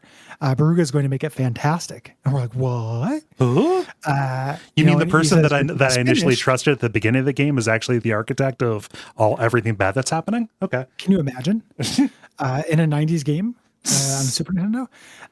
He says, your duty is finished. You'll rest for eternity. And then another voice comes in. This is Light Gaia saying that you exist outside of Fates. You can actually change this. Yeah. And we wake up in Lhasa. Lord Kumari woke us up. Yeah. And explains all this stuff. Yeah. The Dark Star of Destruction has returned. And our people have a prophecy that the Starstones are scattered around the world, waiting for one day the arrival of the Golden Child, starring Eddie Murphy on VHS. Yeah, it's malediction prophecy noun time. Go gather the 5 things. Also something I would have cut. Yeah. Like unnecessarily complicated plot. The idea here, I think, is to make you revisit these areas and make you nostalgic, because the end of this game is trading very heavily on this feeling of nostalgia that I feel like the game, there's like a romantic, nostalgic, historical air this game gets. It's weird though, because I think it gets it from the characters you're running around talking to in chapter 3, not from your home in chapter 1 or the areas you went to in chapter 2, but that's where it's banking. Yeah. It's just, are you nostalgic for things that happened 5 hours ago? Yeah, exactly. Or things that happened at the beginning of the game. Yeah. So we had to go get all 5 of these stones. There's one in the Neo Tokyo sewers. We get little hints as to where these are. And there's one girl who survived Neo Tokyo, this young girl. She's been chased by a lion that someone's keeping. Earlier, if you went to Neo Tokyo, there's a guy who keeps exotic animals. And you can make him set them free. This is Liam. He got captured and put down here, and he recognizes you and purrs. It's real cute. Yeah. And you can't talk to him anymore, but he does, recognize you as the person who helped him. She had been keeping his starstone, so she gives that away with her because she heard a voice from it. It was company for her. The second one, hey, remember that flower that you can give to penguins? This is kind of cute. You go up to Greenland to a town called Pengini. Yeah. And Penguinia is what I was saying, just so I don't say Guinea. Oh, I mean, I don't know. No, I don't. I mean, it's fine. It looks like that. Yeah. But I was emphasizing the penguin. Oh yeah. Yes. Penguini. Yeah. There we go. Well, no. Penguinia. Yeah. It 75% of the way works. Yes, it's almost there. It's almost there. You can't understand any of the birds as they frolic and play, but there is one who, if you talk to him, he's going in and out of his house. When you have the small flower equipped, he'll throw up an exclamation mark. He will take the flower and go inside and give it to his girlfriend inside. It's very cute. Yeah, and in exchange for taking your flower, he will give you the village's treasure, the starstone. Yes, very adorable. Yeah. You go to Astarica in South America, where you drink this fluid out of this goblet and pass out. Ghosts surround you, and this voice tells you you'll awaken to an odd vision, and you wake up with different versions of characters you've already seen. It's previous incarnations that have almost identical names. Yeah, this is real weird and trippy. Yeah. They serve Lord Melia. Yeah. Here. And we go through this little maze here to the scene where a reincarnation of El has undergone a ritual to ascend to near godhood, and it's made her think that life isn't worth living. So instead of Royd and Phyta, there's Roy and Phyla there who try to stop her from ending all life. She casts a spell on them. Yeah. And they kiss, making sure they reunite in a later incarnation. Yeah. I don't, this feels misguided to me. It's the fountain shit. Yeah, it's real the fountain shit out of them. We're 85% the way through this game, and all of a sudden we're like doing this. Yeah. This version of El, this destruction god El, Ark says to her, maybe that fluid that we drank, as people have, interfaces and outer faces, maybe it just shows the interface. It says, if you're so convinced, that this power is real, maybe you should drink this goblet. And you drink it and it's the poison one that'll kill you. It's always the poison one as well. Yep. You cannot, it's just the game cheating. Yeah. False choice. Yeah. But you wake up and you get the starstone from this very bizarre scene. Another starstorm is at Ayers Rock, which is called Ayers Rock here in Australia. We could run into this guy before, the scientist guy who's told of your coming by the gods. He'll just give it to you. And the last guy is in the Sahara. It's a guy who stole it from Liam. Yes. So we can grab that. Yeah. We take these to Antarctica and place them on these shrines in this graveyard there. And we meet a shadow version of yourself. This is the light side version of you. Yeah. We spent this whole middle section, I feel, without really having that there's a light side and a dark side be central. Right. To the theme. This duality. Yeah. Yeah. It is, when you read any interview with these guys, they talk about how it's the most important theme of the entire game. Yeah. Like they wanted it to be living and breathing in every single moment of the game. I don't think it's successful at that at all. Yeah. It's not like successful because it feels like it barely tries. It doesn't really feel like we spend any time with it. Like, this is a really good game for illustrating something that I talk about a lot on this show, which it matters what you're doing. Yeah. Yeah. It matters this isn't just me being like, you can say Final Fantasy IV is about this grand adventure, but really it's about killing hundreds and hundreds and hundreds of identical little guys. It's not even that. It's not enough for a game to tell you something is about something and then have like 3 or 4 scenes over the course of 20 hours that support it, when you have so much of it that just isn't about that. Yeah. Like, if you asked me what this game was about and it climaxed before chapter 4, I'd be like, oh, this is about civilizations and how civilizations grow. Yeah. Which is a fine thing for a game to be about. You know, and it's what most of the game is about. It's just not what anybody involved thinks it's about. You know, it ends up making the game feel really uncanny. Yeah. Individual moments of that stuff are actually really cool. And moments of this dark side, light side stuff, like some of that is cool as well. Yeah. It's just, there's a real lack of focus, and not just lack of focus. Like we do these little side things like Penguin Girlfriend. That's good lack of focus. It's just kind of not about what it's about. It's a total lack of focus. You know, where it just getting this sudden reminder when the only time that they had ever flirted with this idea of, you know, dualities of, you know, what exists above exists below, is like something that is like kind of hinted at in the first chapter. But then like you've got this other version of L and this other version of Stockholm that is just kind of presented and almost feels a little bit like a red herring, because the other L kind of becomes her own character almost immediately.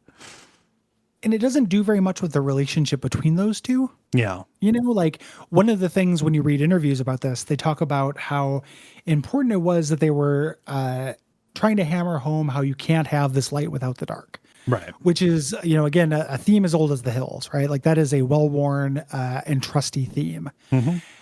When we have our doubles in this, we don't see that. You know, the light and the dark L do not feel like they're appreciably opposite, or they appreciably like support each other or impact each other at all. Really. It's a weird, the message of this game says it's about is very strange. Yeah. While there being individual moments that I think really work for it. Like this little bit here, you know, we talk to our hero version of ourself, you know, and he's like, oh, you know, Baruga's awakening is taking Earth to a time state it shouldn't have had. It's like, you know, imagine a clock. We're now at 13 on a clock. Yeah. It's a cool line. You know, we've done something that has gone past like the actual fate, you know, and what actually happened here, the fact that Satan told us to rebuild society, but we went one toke over the line with it and rebuilt it a little bit too much is all well and good. Yeah. Like that is fine on its surface. Yeah. It ends up feeling like the other stuff is kind of shoehorned in there to me. A little bit. Yeah. That interview, like them talking about, you know, it needs to suffuse every moment. I'm going to be a parody of myself. You know, in the Mountain of Madness episode of The Simpsons, when they're making the snowmen, and Mr. Burns says, yeah, you know, I'm not going to make a man. I'm not going to make a snowman. I'm going to make a man made of snow. And he lists off, you know, he's got 206 bones, you know, X feet of intestines, you know, glittering blue eyes. And then it, you know, cuts out and pans. And we see that his snowman is just identical to Homer's, which is just a simple snowman with the three body parts and like the face on it. Yeah. The carrot you decide to throw away as snowman parts. Yeah. This food is food. Yeah. Every once in a while, food is just. Every once in a while, food is nose. This horrible doll. Yeah, but it's it's exactly like that. It's like that disparity, you know, saying like, yes, it is a man made of snow, but no, it's just a snowman. Yeah, it ends up feeling exactly like that. And what's fascinating is like this game, and Quintet games in general, because they do flirt with these things that are kind of bigger. You will run into, you know, there's a degree of squinting that has to happen to make any of these games have an emotional core, because there's not very much text and they are games first and they're translated and they have to, you know, people didn't like, it was a evolving art form, you know, but you can read essays or watch YouTube essays and stuff that are very, very long, what I would consider to be like pretty strong overreads of this. Yeah. That cherry pick a couple scenes that support a theme like that and treat it as if that is what the game is. Like that's the text. Yeah. You know, we're in Terranigma, we get another, you know, this just being the poster child for lots of things we talk about on the show. It's a huge cutthroat kitchen. Like if it's on the plate, it has to be judged. Yeah. This is, you know, the assignment was to make a grilled cheese sandwich about the duality of man. And instead it is a buffet about a lot of different stuff. Yeah. You know, a very small percentage of this plate is actually a grilled cheese sandwich. And it's on the plate. I have to interpret it. And I really wish that people who analyze games, and sometimes it is unavoidable to do this, but it's the difference between exegesis and eisegesis. Exegesis, reading in to what is there and looking at it in the context, versus eisegesis, which is selective reading to find basically you're always going to pull back what you're looking for because you're looking for things that justify what you brought to it. Right. It's exactly that. Yeah. The difference between analyzing a text and playing a game where can you make an argument that a text says something? Yeah. By selectively picking things. And the answer is yes. Oh yeah. It's an improv game. It's like, hey, give a TED talk on this thing. Yeah. It's a Jackbox thing. Of course you can make an argument that just about any of these games are incredibly, incredibly fucking deep by just kind of picking the things that support that very deep read. And then the reality is you spend a lot of time going back and forth, getting a guy not to break up with his girlfriend because of a telephone and and then a skateboarding kid comes and it's pretty arbitrary. It's not that this is, and it has to be graded on this curve. The fact that it even feints towards those bigger things is what makes this really memorable and cool. Yeah. Not, forget, just look at the context. Nobody was really even paying a lot of lip service to this kind of stuff, and lip service, this is, but even the lip service was rare at the time. Yes. It's within the context, incredibly impressive. Yeah. But I think it's worth pumping the brakes a little bit when people are just like, oh yeah, this is the best illustration of the idea of duality in games and made me weep like a baby. And I'm like, yeah. Okay. I don't want to take that away from you that you had that feeling, but it does. I'm not seeing it in the text. Yeah. It really feels like, that's what you wanted from it. And you just kind of stared until it appeared. Yeah.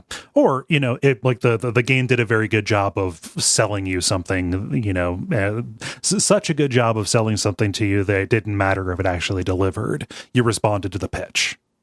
Yes. It's a placebo. Yeah. Large portions of this are sugar pill. Mm-hmm. And it's a bummer that a lot of that sugar is not sugar. Yes. It's irritating dungeons that take a really long time. I swear I like this game. It's interesting. I was thinking about that too. When I was going back and kind of reviewing stuff about it and doing research, I was like, this is one of those things where the more I think about it, the less good it is. Yeah. The parts that are good about it are really, really good. But I think that going through it the way that we do, the plot is just unnecessarily complicated. Mm-hmm. It doesn't read well as a summary. Yeah. It doesn't, the novel of this game would not be good. Yeah. Yeah. But anyway, of course you wake up as a baby. Yeah, why not? We wake up as a baby.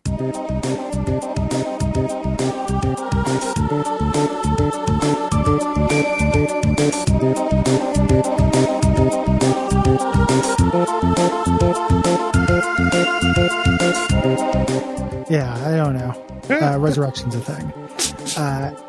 Elle found you, and because you looked familiar to her, she named you Ark. This baby looks like my friend. I'll name it my friend. She goes and gets a pacifier for you, and a voice tells her to kill you.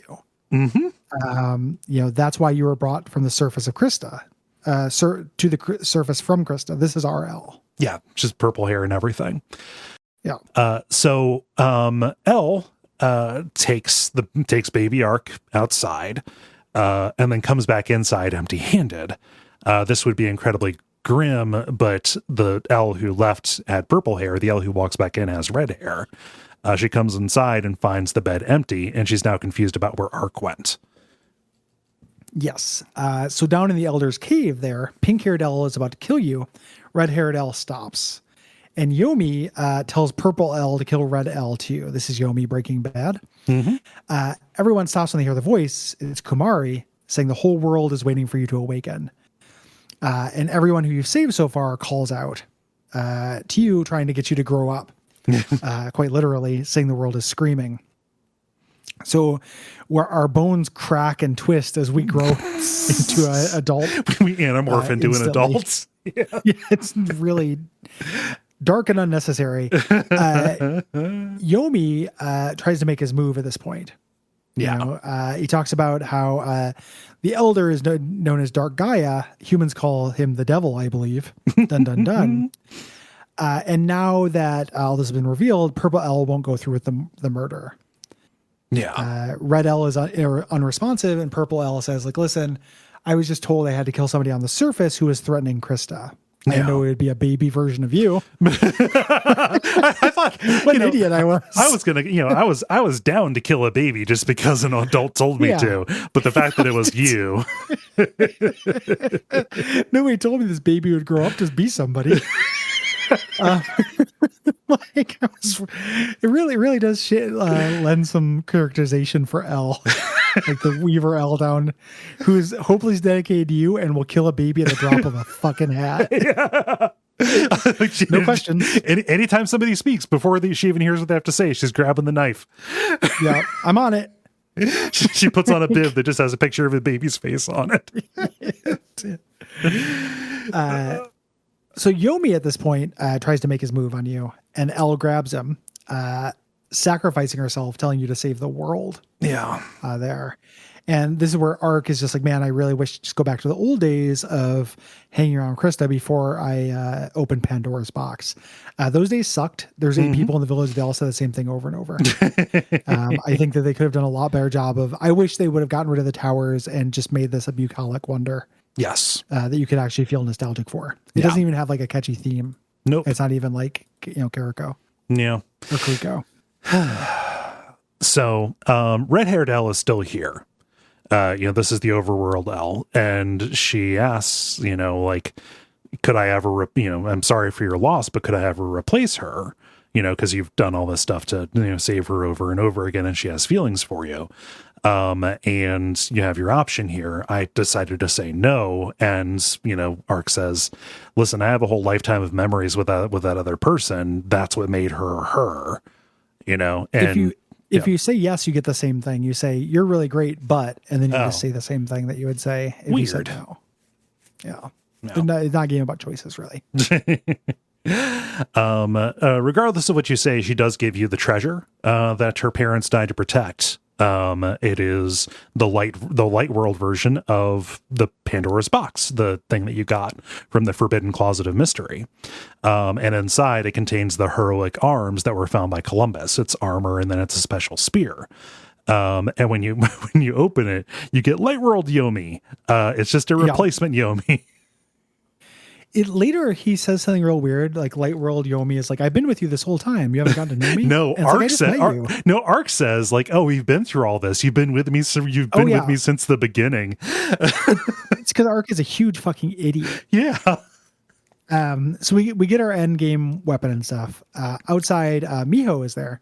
Or he sent a letter, rather, on a bird. He says that him, Milan, Fida, and Royd are heading to Bruga's tower in Siberia. Come meet us there. Yeah. So we go to the tower. It's not so much dungeon. It's like really just a cutscene. Yeah. Our various friends help get past these little security measures, including Milan doing illusions to get you past things that can't even hurt you. Mm-hmm. Like it's really like a weird waste of time. Yeah. For something that powerful. I'll get you past the security cameras of my illusions. Yeah. You eventually just jump down on the deck of this airship, Bruga's airship. And Fida and Royd give you some time bombs. Say, like, listen, this is a really advanced piece of technology. It has a computer. Oh, you don't know what that is? That's basically its brain. Mm-hmm. Destroy all of the CPUs with these time bombs. Yes. They've destroyed all of the escape pods here except for ours. So when we bring this plane down, Baruga's doomed. Yeah. So you go around and you plant all of these, and it's a small dungeon. Like the only difficulty is just figuring out where to go. That's more just navigation kind of deal to get to all 7 of these places to blow it up. We run to the back of the plane, run to the back of this airship to escape, and Baruga's there laughing at us, saying, "Oh, you didn't take my rocket boots into account." I would kill that baby, but I didn't know it'd grow up to be you. Of course I didn't take your rocket boots. Yeah. And then he says, "Oh, you destroyed those computers. What do you think was controlling those rocket belts that you belts you use? What is happening? So he laughs at us, and then the propeller behind him kicks up and sucks him into it like an Eternal Champions fatality. Yeah. And he dies begging Dark Gaia for help. It's like this man whose will would reshape the world, who would act as arbiter to decide who is worthy, dies like the guy at the end of Raiders. Yeah, he got Michael Land, or he got John Landis. So fans of this game do not like this ending. They feel like it's counterproductive. Okay. There are fan theories about this, about why this happened, and it is because they did not want Ark to fight a human. Okay. You know, the idea is that, you know, he will lose his moral high ground. You just fight monsters and vampires and shit. You don't fight people in this game. I think that message sucks. Yeah. I think that there are people absolutely worth fighting, and I think that Light World L was good for killing her shitty dad. Mm-hmm. Yeah. So if that is the idea, I think that's bad. Yeah. I don't know if that's actually, that's just a fan theory though. Regardless of which, it ends up being this weird Deus Ex Machina thing. Mm-hmm. Or Diablo Ex Machina. Yeah. So, you know, he dies. This lone Gaul comes to save us. We think we're going to die because our rocket boots don't work anymore. Rocket belts. The rocket boots belts would have worked perfectly. But unfortunately, they got ground up in a propeller. Royd and Fida say, you get to ride the Gaul down. Mm-hmm. You know, we'll be all right. People have been known to survive airplane crashes. You know, airplanes have been around for one day. Yeah. Well, I mean, to be fair, the one guy who's been in an airplane crash, he did survive. We did find him. It is 100% vitality rate. Yep. On airplane crashes in this universe. Yeah. So, they don't survive. It would have been fun if they would have if they would have crashed and then did survive, and then they would have been Jeff Bridges fearless for a little while. Oh God. But the Gull flies you back down to Eris Rock, and we see the airship crash. It crashes in this huge ball of fire, and this nihilistic scientist who has seen nature as God, he calls it the light of the apocalypse. Yeah, and he says like, that looks like it came from South America. You should go check it out. Yep. You go there, and this opens up the portal that we've been to that Crash did. Columbus is hanging out by there, and he says, "Hey, save your game." Mm-hmm. And we head back in. And we go back to Krista. And now it is like the scary version of our hometown. Yeah. We go to try to visit Elle, but her mom turns into a soul that attacks you. Mm-hmm. And this is weird and kind of good. Yeah. The way that these souls work, they can't really hurt you, and you can hurt them by throwing things at them, and they drop money. It's weird. The idea, like if you'd never found out about your destiny, you would have been happy. Yeah. Like they say to you. It could have been simple. Yeah. You go and visit the elder, and he walks you outside to point to the crystal blue. And this is where, there are a couple of times where it just goes into malediction prophecy, but like all of these reveals right at the end that you are an artificial human is pretty crazy. He walks out, points at the crystal blue, and says, everybody down here, everybody in the underworld, this village is a replica of somebody up on the surface, made out of that material, made out of the crystal blue. If you read about this, people say like, oh yes, this is, the devil cannot make life. The devil can only imitate, mimic. Right. And when we die, when we're used up, we become more crystal blue. Ark, he is not an actual person. He is just a creation of a reflection of this hero who ended the previous calamity. The person who we met who we revived with the Starstone at that gravesite in Antarctica. Yes. Yeah. So he takes you to this area called the Gaia Stone here. It's a star field. There are all these little H.R. Giger-esque baby heads in the background. Talking about this history of creation destruction. The original name for this is like the creation and destruction or whatever. Yeah. I can't remember the exact translation. Light and shadow will soon be one. You must face my true form for the Unboss, which is a big evil devil robot. Yeah. Because of course it is. Of course. And it's the Unboss. It's the Unboss. Kind of annoying. As far as an end boss goes, You can only damage him when you reflect an energy orb back. This does a little bit of damage. He will then turn his torso into a big spiky crystal that will fly at you, staying out of reach mostly, maybe presenting one or two opportunities for one of your attacks to get it, but oftentimes just being a couple of pixels away from you, away from the end of your spear when you attack. Yeah. And then goes into phase 2 where he turns into this like 4-armed one-winged angel, but a Gundam. Yeah. And shoots a big spread beam. This cuts your HP in half. Yeah. Kind of a pain. Luckily, hopefully you stocked up. Well, you've got the block will work on this too. It'll take it down to just chip damage. Yes. So when you beat him, this voice speaks to you. It's the same one we heard in the Graves of Antarctica, saying that this is sealed away Dark Gaia. It's the original you from Lightside. Dark Gaia made you to rule the world. Yeah. There. And Arc returns to Krista, saying like, I remember how I now understand how Lightside L felt losing her home. Mm-hmm. Yomi's there, and Yomi says, by fulfilling your duty of creating the heaven and earth, you're what Earthlings might call a god. Yeah. But what is that? And inventing a Big Mac. but what does it matter? What it is what does it amount to him? Amount to for him? Because he is still, alone in this village with nowhere to go.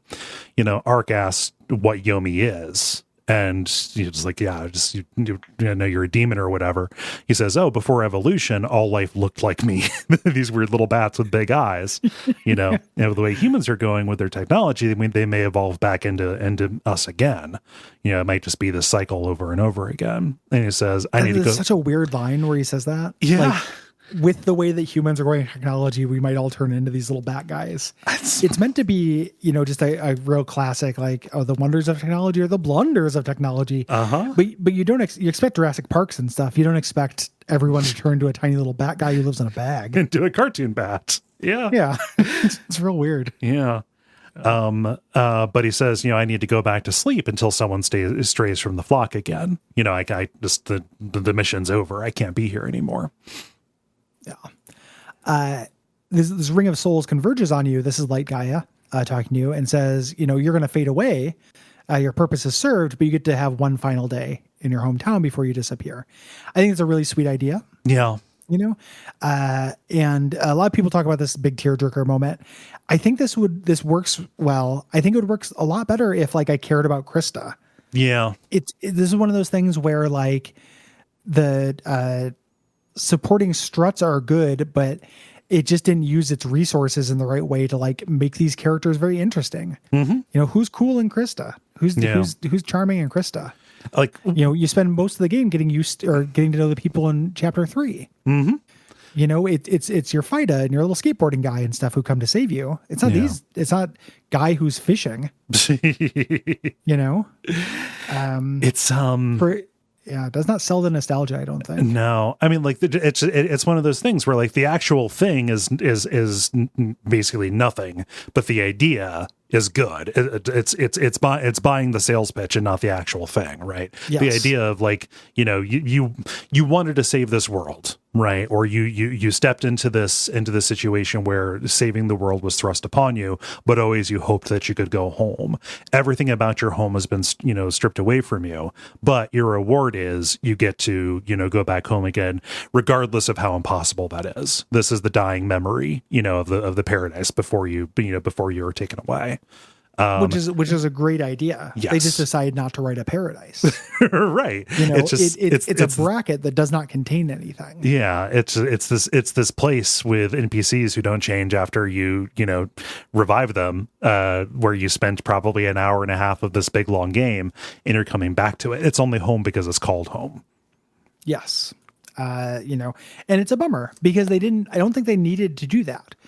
It is a question of where they decided to put resources, not that there weren't resources. I would have gladly, it's really just cut the things that don't support what you're saying your central thesis is and put them, put that effort towards things that do. Yeah. I don't know that I need to be reborn as a baby. I don't know that I needed to, have quite as much fetch questing. Yeah. They could have made this a lot more poignant, I think. Yeah. As is, it's pretty poignant. Like, it's a good idea. And it's the kind of thing that, like, probably would have really got me in a different game. Yes. Like, going and doing this at the end of Link to the Past always feels good to me. Like, getting the credits that go over the different areas, showing how things have returned. Same thing with Final Fantasy VI. Earthbound, going back and like literally talking to everybody. Yeah.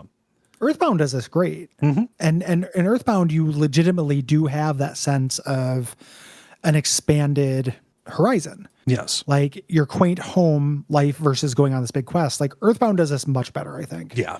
This exact idea. The poignancy, the additional poignancy that you can only have it for one day is what kind of gives it that Asimov-esque, like extra punch. It just doesn't totally sell it, at least for me.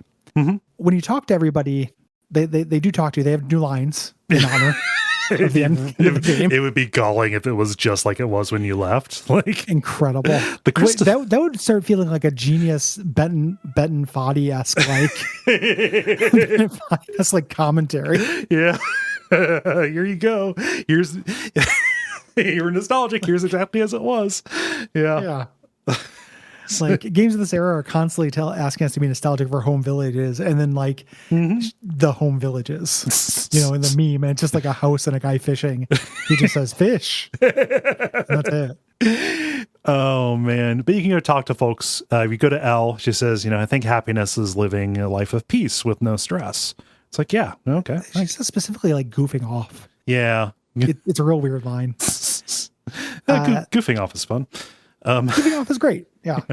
The Elder is gone here. The Forbidden Closet Mystery is a broom closet now. And we go to sleep for our final day. Yeah. Elle appears to you and says, we'll meet again sometime if fate allows it. And we have our final dream here, being reborn as a bird and seeing the world grow old. Yes. And then we get our credits like flying over the green earth, and then flying and keeping up with a bullet train, and flying and keeping up with a like an airfoil, like a futuristic plane, going over a cityscape. You know, we're just flying over all of history, this reincarnation, which is again cool and lyrical, right? And finally, you descend on Stockholm, you know, and Lightside Elle. You know, we cut inside. You know, she wakes up because she hears a knocking on the door in the middle of the night, and goes and opens the door and steps out, and then it cuts to the end. You know, is that bird arc? Is that actual arc? What's going on here? It leaves on a nice little note of ambiguity. Yeah. It's cinematic. Yeah. It's nice. It's on paper. It's very good. I wish that I liked these characters more. Would have done a little bit more. Like text matters. Yeah. You know, like the things people say, that all that stuff, characterization and actually all that stuff matters. Yeah. But it is a great idea. Like I can imagine a version of this with characters I liked more that, you know, really broke my heart. Yeah. And we hedged an awful lot saying like, oh, it's 1995. It's 1995. There's a kernel of this going into like final thoughts where, you know, you can only be disappointed if you expected more, you know? And expectations are not just, you know, arbitrary. You don't just come in, you know, with a random thing. Oftentimes the expectations are set by the product itself, or by, you know, its reputation, right? You walk in hearing, okay, this is like a massive thing, you know, massively important. This is poignant. It's, you know, debatably fair to hold those outside expectations against it. But like, even within it, even when in this game, when you have the goat moment, everything kind of needs to be evaluated against that, to a certain degree, or you can't help but evaluate against that, because it shows you that it has ambition, it has higher ambitions, or it can deliver on these really poignant concepts, right?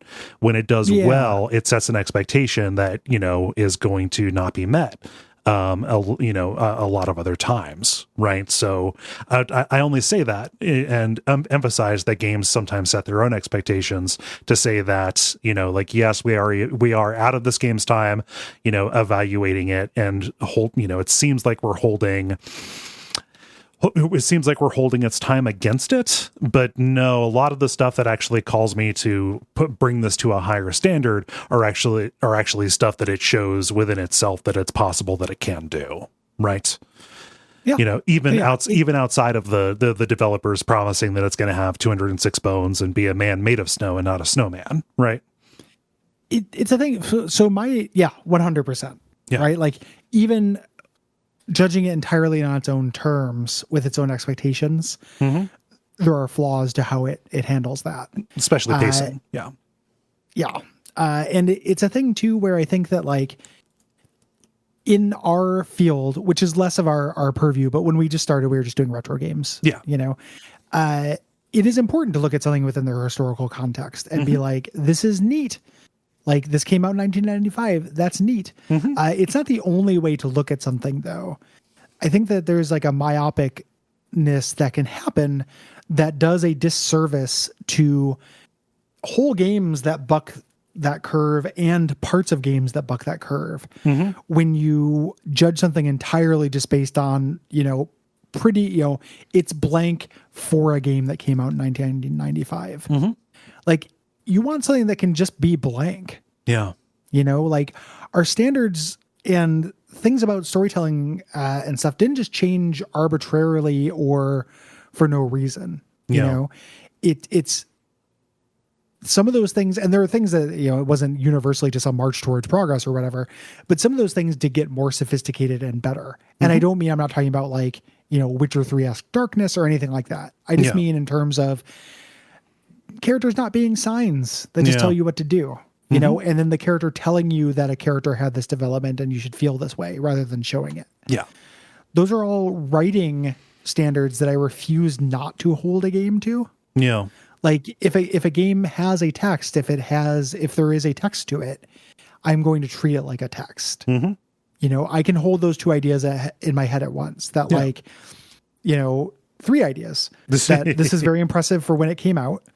That is not a completely focused or effective narrative in what it's trying to do, but there are moments that bat above its weight class and hit harder than the rest of the game does. Yeah. They're different filters that are put over the same raw data, right? We're just surfacing and saying like, yeah, these could, all of these criticisms can coexist, right? Like, yes, it is neat for the time, but also examined, just as writing. Yeah, no, all of that can be true without dissonance and without like saying no, like the fact that this came out in 1999 permanently sets the range of discussion that is possible around this. And it's that's standard. You can only think about this in a certain way because of when it came out. That's incredibly constrictive. It's constrictive, and I think it's disrespectful to a work. Yeah. Like, I ultimately think that is not.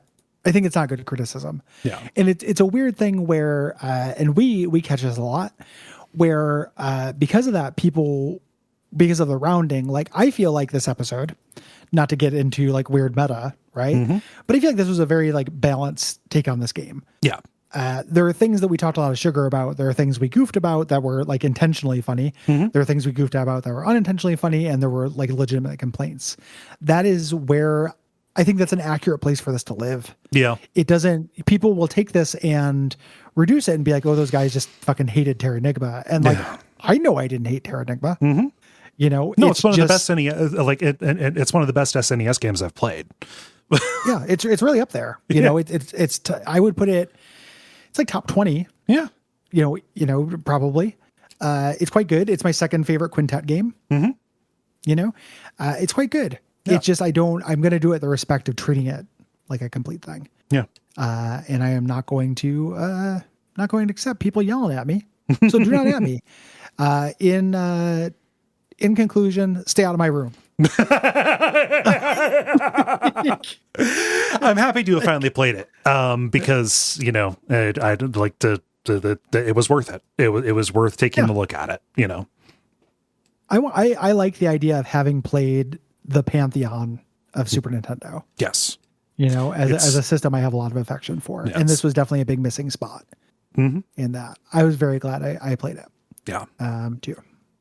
Yeah. Nice. And you don't hear about it that much. Happy to provide that service. If this is in terms of recommendations, if this is your shit, like if you love Super Nintendo era action RPGs, 100% play this. Yeah. You know, if you are raised on like Dark Souls and Breath of the Wild and stuff, if you don't love Super Nintendo era action RPGs, I don't think this is going to convert you. Yeah. You know, There are probably shorter and friendlier ones, you know, that might be a little bit more, probably a better introduction to it, I'd say. Yeah. Thank you. Hello. For executive producing this, and also I forget, was it a birthday? Happy birthday, Sean! Happy birthday, Sean! Yeah. I imagine belated at this point, since this is we ended up subbing this in for Fear and Hunger. But thank you very much. We appreciate you. Yeah. If you have things to say about Terranigma, you can go to duckfeed.tv/contact. Write those in. You can also do that if you have things to say about Hulk Ultimate Destruction, Out of This World, or Vampire. And the deadline for that is the 15th. Yes. It's always the 15th. If you have thoughts about multiple games, please separate them into multiple responses. That just makes our job possible when we're putting those things together. Makes so I don't have to go and edit and pull stuff around. If you have thoughts about July's games, fuck. Dude. If you have thoughts about July's games, which are Final Fantasy 12 and Wario Land 4, the deadline is the 15th of July. See the instructions from before. Yeah. And then if you want to patronize a episode, or if you just want to get bonus episodes or support us, you can go to patreon.com/Duckfeed.tv. We would really appreciate that. And you can also leave us ratings, reviews on Apple Podcast or Podcast Addict. Yes. I think that's everything. Maybe that is certainly everything. Cool. I think that that's about it. What should they watch out for until next time? I just make sure you're not killing the wrong baby. Yeah, if you're going to kill a baby, it's extremely important to know whether it's going to grow up to be your boyfriend.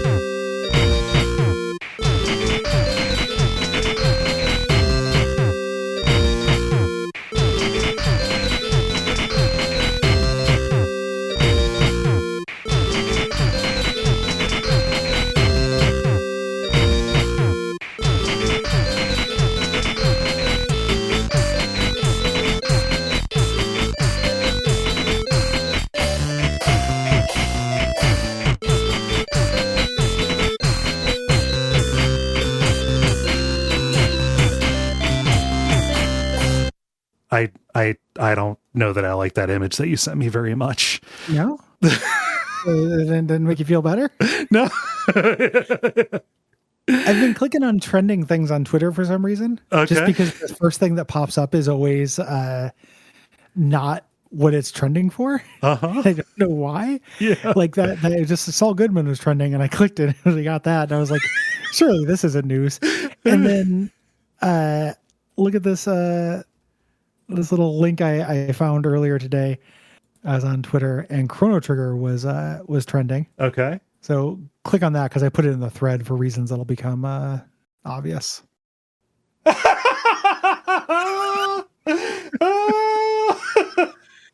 The text of it is really funny too. Ayla is a fun, energetic, boisterous, sexy, scantily clad woman that can kick tons of ass. Absolutely fantastic. And depending on which ending, to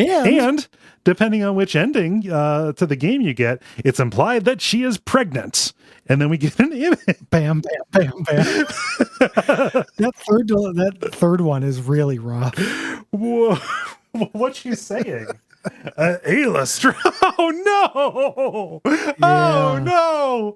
It's Ayla. I mean, this is fetish art. Ayla is extremely pregnant. There's a big old bump where the baby inside is kicking. She's saying, "Ayla strong. Ayla have strong babies." And she is sitting. We see that she is sitting in a puddle of her own broken water, and we can see the gush, the gush of fluid coming from her. So it's very funny to see Chrono Trigger trending. Go, click that and have this be the first thing that popped up. Like, Whoa. What a scoop. Oh, this is going in after the outro music. I love this. Yeah. It's pretty incredible. Yeah. Sorry. I thought it was just the first one. I didn't see that there were a whole bunch of images of Ayla pregnancy fetish arts. She's a great character. She's strong. She's smart. Also, if you do it right, she's pregnant, dudes.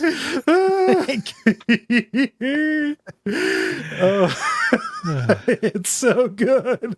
I'm so sick of whatever that face is in the first one. Man, I hate that face. You know what I'm talking about, right? Oh, it's kind of like it's adjacent to Ahagao. Yeah. Yeah, it's kind of the orgasm face, but it makes everybody look like a cartoon dog. Yeah. Well, Chrono Trigger's trending, baby. What a scoop. Saul Goodman's trending, baby. Yeah. Here's him as a cat. Anybody who's making weird deviant art fetish stuff. Yeah. It's trending. Let's Let's surface this. And that's why I fight for you, Meow Albuquerque. Yeah. Yep. All right. So I'll take us back. Who just said that? Yeah. Comes back in empty handed. Yeah.